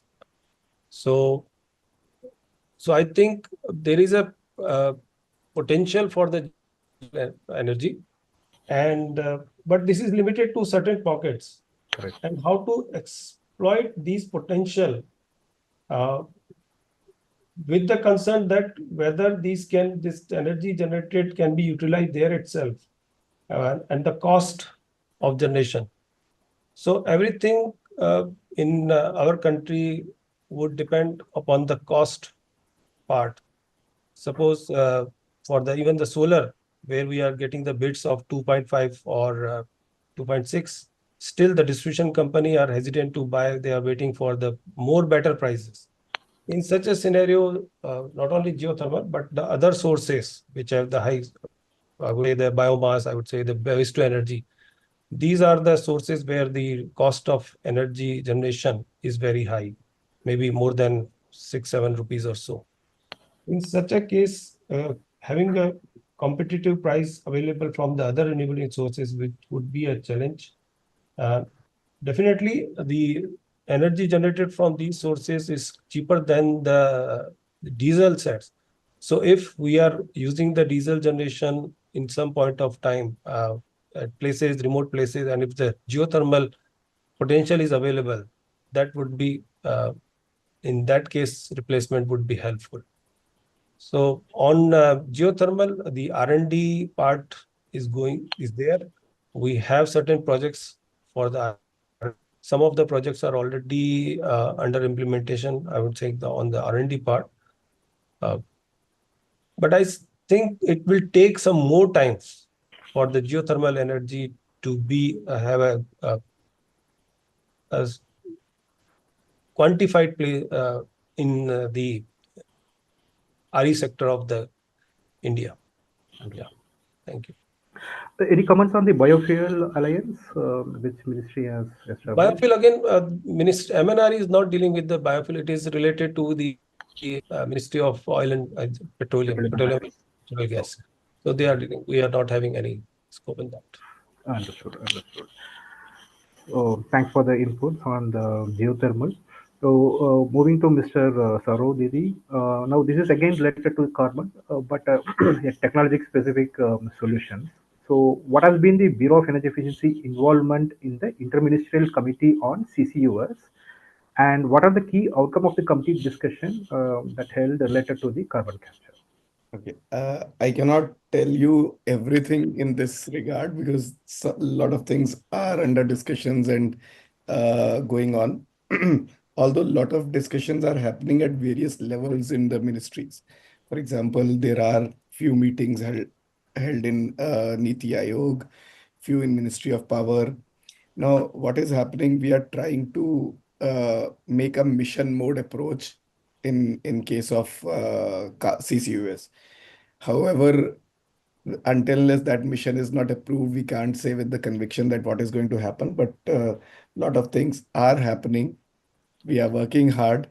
If everything goes right, you can see a mission mode approach where there will be a mission on the carbon CCUS in this aspect. Understood. Yeah, continuing question to this. Given the CCUS is a cost intensive, and we are also going to roll out the carbon market, any sense are we going to have the carbon price at a reasonable level, or we are going to start at the kind of moderation? How the outlook is going to be? What exactly you want to ask? the price forecast made by the Bureau of Energy Efficiency now when the market gets kickstarted. Look, as of now, we have not decided on what will be our say base price for any carbon credit certificate. And reason is, I don't know which way is correct, that if you fix something as a rock bottom price and then your market is not showing you true colors. So, but definitely we would like to have, because otherwise people cannot calculate that the minimum amount, how much I am going to get for that. So for the investment perspective, this is good to have something as a calculation. However, at this stage, we are in the process of development of whole scheme rather than working on the price discovery. But parallelly, we are working on one mechanism called market stability mechanism. And this mechanism will actually help in identification of the price for the price discovery. And this, as a principle, I'm saying that how it will look like that in case there are no players in the market to buy certificates and prices are going rock bottom, then this mechanism will come into picture and then this mechanism will buy certificates. And similarly, if it is going roof high and or otherwise there are no sellers in this market, there is a chance that we if we set very stringent targets, then there are no sellers in the market because majority of them have not achieved. In that scenario, also this will come into picture. It will sell certificates in the market, and so that prices are not very high. Otherwise, cost will go very up. So just to say, if we want to keep price somewhere around $10 to $15 in case of compliance market per ton of CO2. So if that is the range, then probably things will be okay. So just to ensure that there is no instability in the market, that's why this market stability mechanism will come into play. Fantastic. Great to hear. So this is going to act like a safeguard to the market. Yes. Yeah. Great. So I will move on to Mr. Raghav again. Raghav, so we want to understand from you. No, we have a lot of programs. Even Jeevan sir was explaining about the renewable energy. But what do you see? What can be the policy and the regulatory framework which need to be strengthened or improved upon for supporting the accelerated expansion of clean energy projects or the renewable projects in India? Thank you. Ilamati GC, we're all apprised of the issues and we have a robust regulatory and policy structure in place. There's no doubt about it. But there are growing challenges. For example, wind patterns are changing because of climate issues and all of that. We won't get into the detailing, but wind patterns are changing. So load factors are dropping or utilization factors are dropping. Then there's a lot of, within the schedule itself, you're having a lot of forecasting variation. And to keep up with the grid stability, as you're integrating more and more power into the grid, renewable energy into the grid, a lot more forecasting finesse is required to actually make the forecast more granular in terms of the region specific and location specific, or at least not just region, but very location specific. And also in terms of timeline, not just very short-term forecast, but slightly 4-5 hours into the day kind of forecast, so that we can therefore match our schedules along with the wind actually generated and with the forecasting. All of these three can be integrated. I understand that the ministry is coordinating this, that MNRE is coordinating this with the Ministry of Earth Sciences, and this has been discussed in the past, and we're having discussions about it, which continue. And there is a huge operation, if I'm not wrong, it's called Operation Mosam. And as part of it, as one part of it, there'll be many more radars that will be set up, many more weather stations that will be set up, and we can hope to work towards this kind of granularity. So this is, in a nutshell, the kind of immediate trends that we are looking at. I hope I've answered your question. Yes. So it's a critical point you touched upon. So while the policy and regulation can give you a kind of a directional or kind of structured direction, but in uncertainties like this need to be accommodative as we progress towards. Absolutely. And land acquisition and all, they remain issues. So, land banks, RE zones, all of those we are very well familiar with. They have actually been the cause of success of so many of our renewable energy projects. But a lot more needs to be done for very specific, wind sites, because you can't, unlike solar, you can't just set up a massive wind park within just one large swath of ground. Those micro siting issues, those still need to be worked out. So a lot of coordination with the state government, because then that is actually a very state-driven subject, that is required. So a lot of central state coordination, a lot of our own coordination, industries coordination with states, with in fact, even at the local level where you're implementing it, at the local government level, with the DC level, at the district level. A lot of coordination is required. So frameworks for that, revenue, little additions in the revenue frameworks of the land revenue frameworks and all we are all discussing it. So in the next, I think 4-5 years, we'll see all of these being rolled out by the various states. And then we'll have a lot of clarity at that end as well. Right. Thank you, Mr. Raghu. So, multi-level coordination is necessary for further deepening the RE market. Now, with that, I will move again to Mr. Jeevan Jatani, sir. This is related to offshore and green hydrogen. We want to hear from you. How is Ministry supporting the development and deployment of these new technologies like offshore green hydrogen and agri PVs, as well as tidal and wave? So, what are the plans or in the table of Ministry for this? For the green hydrogen, of course, we have launched the National Green Hydrogen Mission in January 2023, and it has a target of reaching 5 million metric tons of production of green hydrogen annually. Yes. And to reach that target, we need around 125 gigawatt of RE capacity. We have a PLI scheme for both electrolyzers manufacturing and also for the manufacturing of the green hydrogen and its derivatives. And in certain sectors like steel, refinery, then transport, we are having pilot projects for promotion of or use of the green energy in this green hydrogen in these sectors. So also we need to develop standards. So around 88 such standards have also been developed. Either we have adopted from the international or we have just a minute. Or we have developed based on our local requirements. So this is on the part of the green hydrogen, and of course for the green hydrogen, the ISTS waiver has been ISTS transmission charges. So this is the interstate transmission system charges that has been waived for the green hydrogen till 31st March 2030. And thereafter it is tapered down 5% in every year. So these are the total outlay for the green hydrogen mission is 19,700 crore. So this is about the green hydrogen. And similarly for you said about the offshore. On offshore, we have worked out potential of the Gujarat and the Tamil Nadu.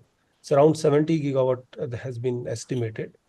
And for development of 500 megawatt each in the Gujarat and Tamil Nadu, VGF is also been approved by the government. It is more than 7,500, around 7,400 crore. And the tender for the Gujarat cost has already been issued by the Solar Energy Corporation of India. So this is on the offshore wind. Measurement for the other offshore areas is also being conducted by the National Institute of Wind Energy in Chennai. This is on the meso scale.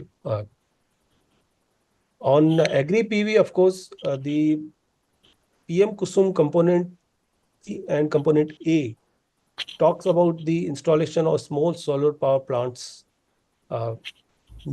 near the substation where you can solarize the agriculture.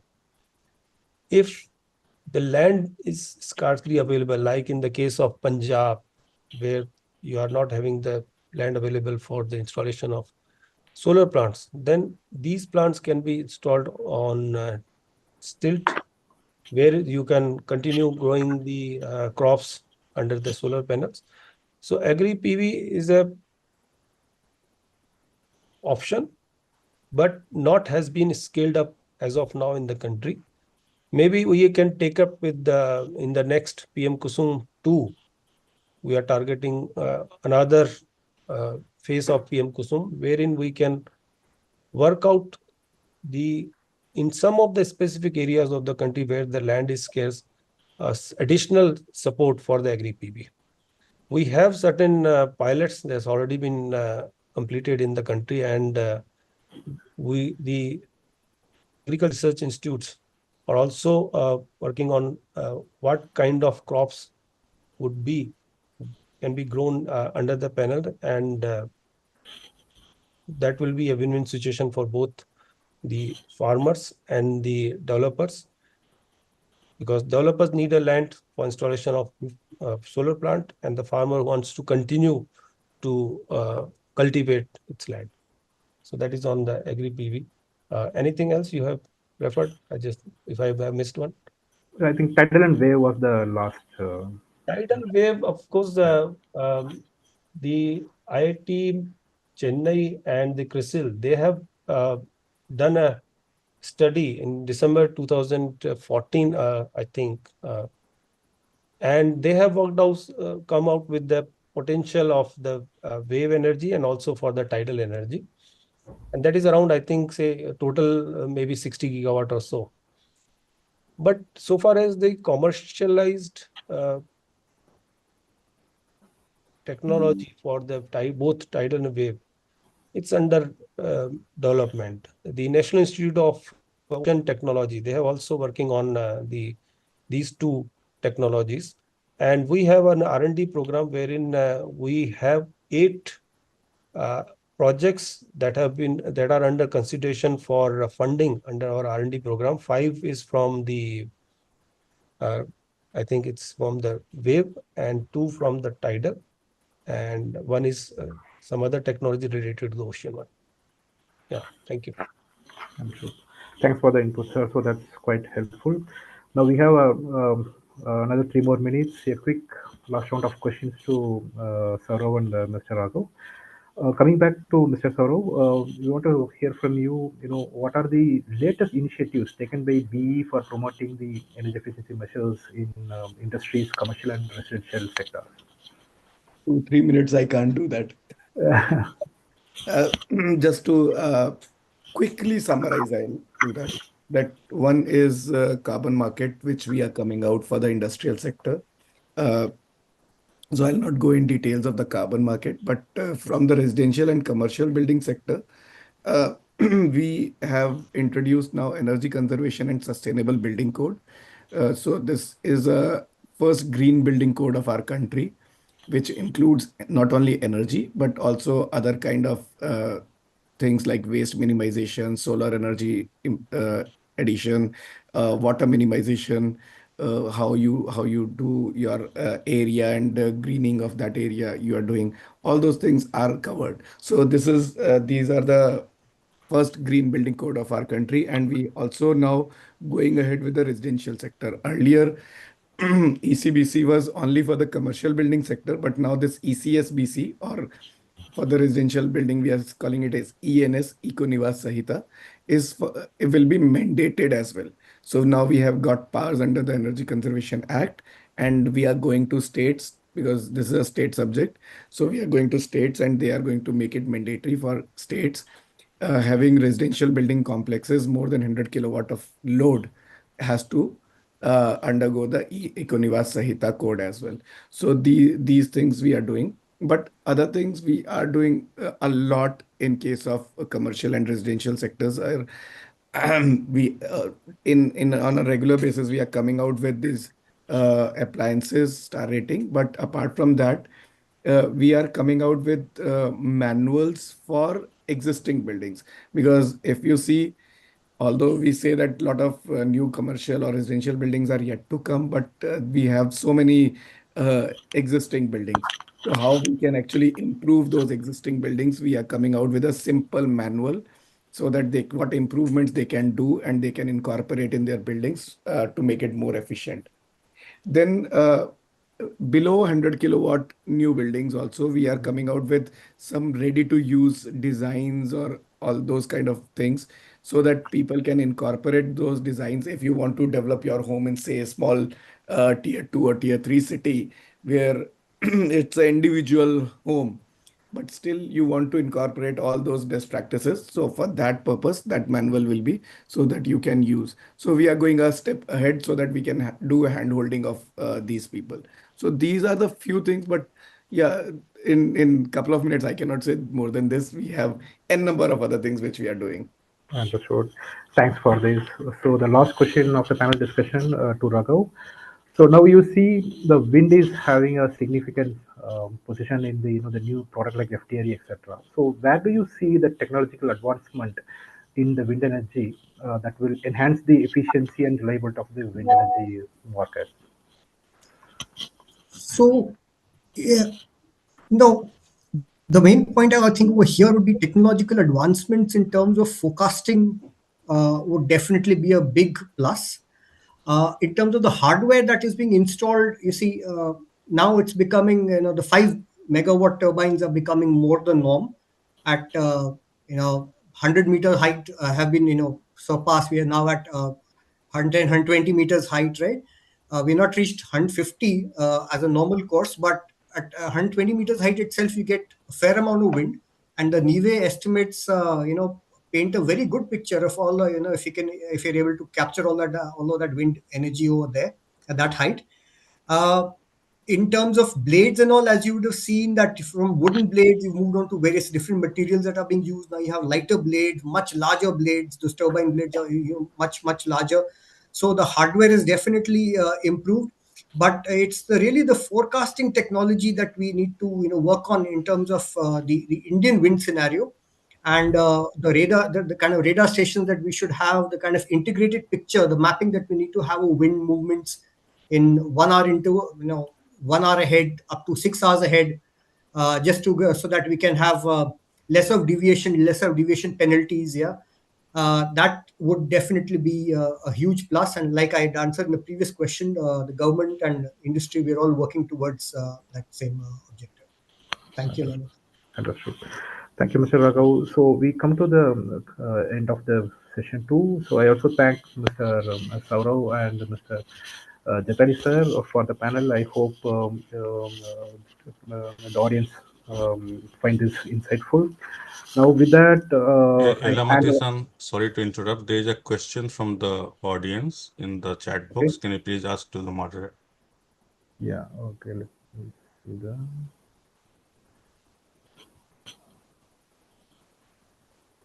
Okay, so there is a question, Jeevan sir, this would be related to you. As we talk about reaching the target of 50 gigawatt of solar under PM Surya Ghar, is this possible only through our domestic black wafer, as we currently put a ban on polycrystalline, there is a blue wafer for government scheme suppliers?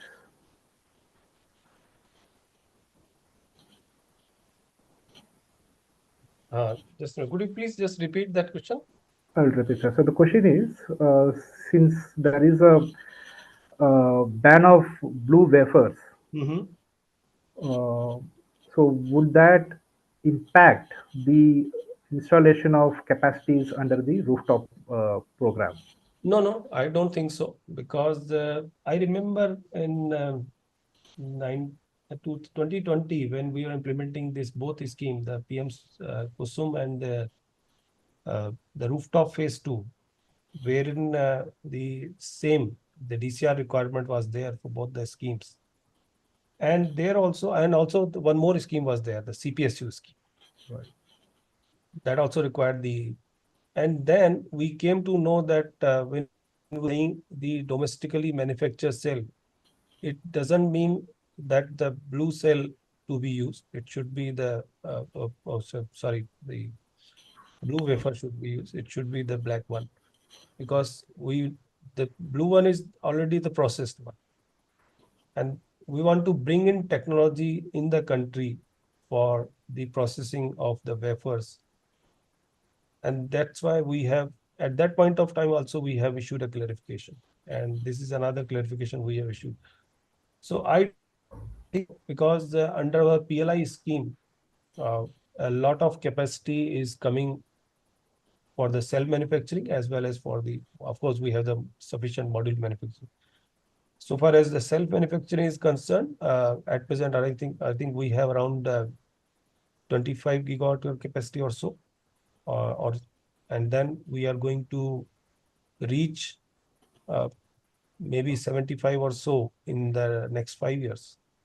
So I don't think there is a issue related to the availability of the domestically manufactured cells and modules for the PM Surya Ghar scheme. with that imposition, I think the manufacturers will came up with the manufacturing capacity within the country. This is what we are thinking in the ministry. Thank you. Right. Thanks for sharing the point of view, sir. So we come to the conclusion of the session 2. I would like to hand over the session to Mr. Jenju Hettori from NIDO to give the closing remark. And we also thank the audience as well as the panelists for being part of this webinar. Thank you once again. And over to Mr. Jenju Hettori. Distinguished speakers, delegates, ladies and gentlemen, namaskar, good afternoon. I am Genju Hattori from NEDO New Delhi office. We are coming close to the conclusion of this webinar on India energy policy and major market players. Thank you for your patient hearing. We had representation from government, industry in today's webinar and had heartful discussion on relevant issues and questions arising out of the policy, technology, and market trends. I take this opportunity to thank our eminent panelists for their enriching interventions, namely Mr. Jeevan Kumar Jetani, Ministry of New and Renewable Energy, Mr. Saurabh Didi, Bureau of Energy Efficiency, Mr. Raghavendra Upadhyay, so Wind Independent Power Producers Association. Thank you all for your valuable suggestions and comments. I also thank Grande Sotombarg team for the background research and presentation and supporting us in organizing this webinar. I thank the moderator, Mr. Eramati Raja, for moderating this discussion successfully. I thank all the delegate participants from both India and Japan for taking out the time and joining us today. I thank our technical team, led by Mr. Pratik and Vicky from Country Event for their support. With these words, I would like to close the proceeding to the webinar. Thank you so much. Hello everyone, Pratik Parashar here from the tech team. Before everyone drops out, I would request everyone to kindly put on your videos. We'd like to take a quick picture of this and then we may proceed with our other engagements of the day. I'd request all the panelists once again to kindly put on your videos, please. Just a minute. I just do this.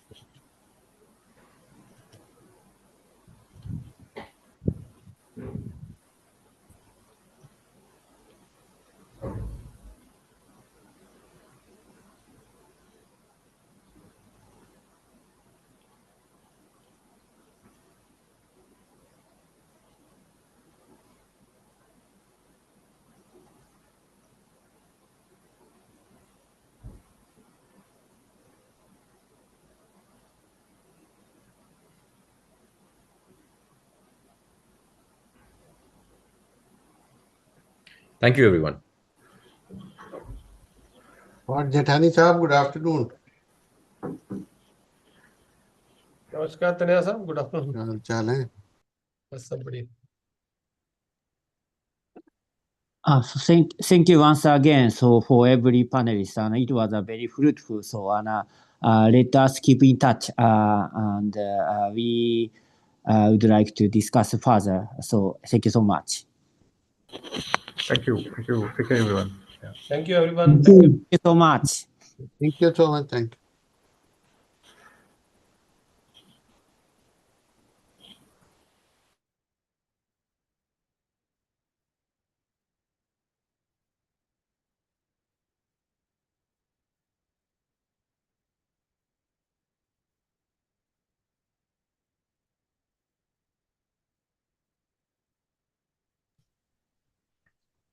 Dheeraj sir, we are now closing this meeting.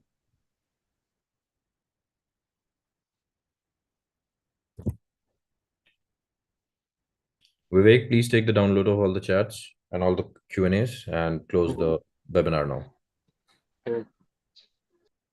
Dheeraj sir, we are now closing this meeting.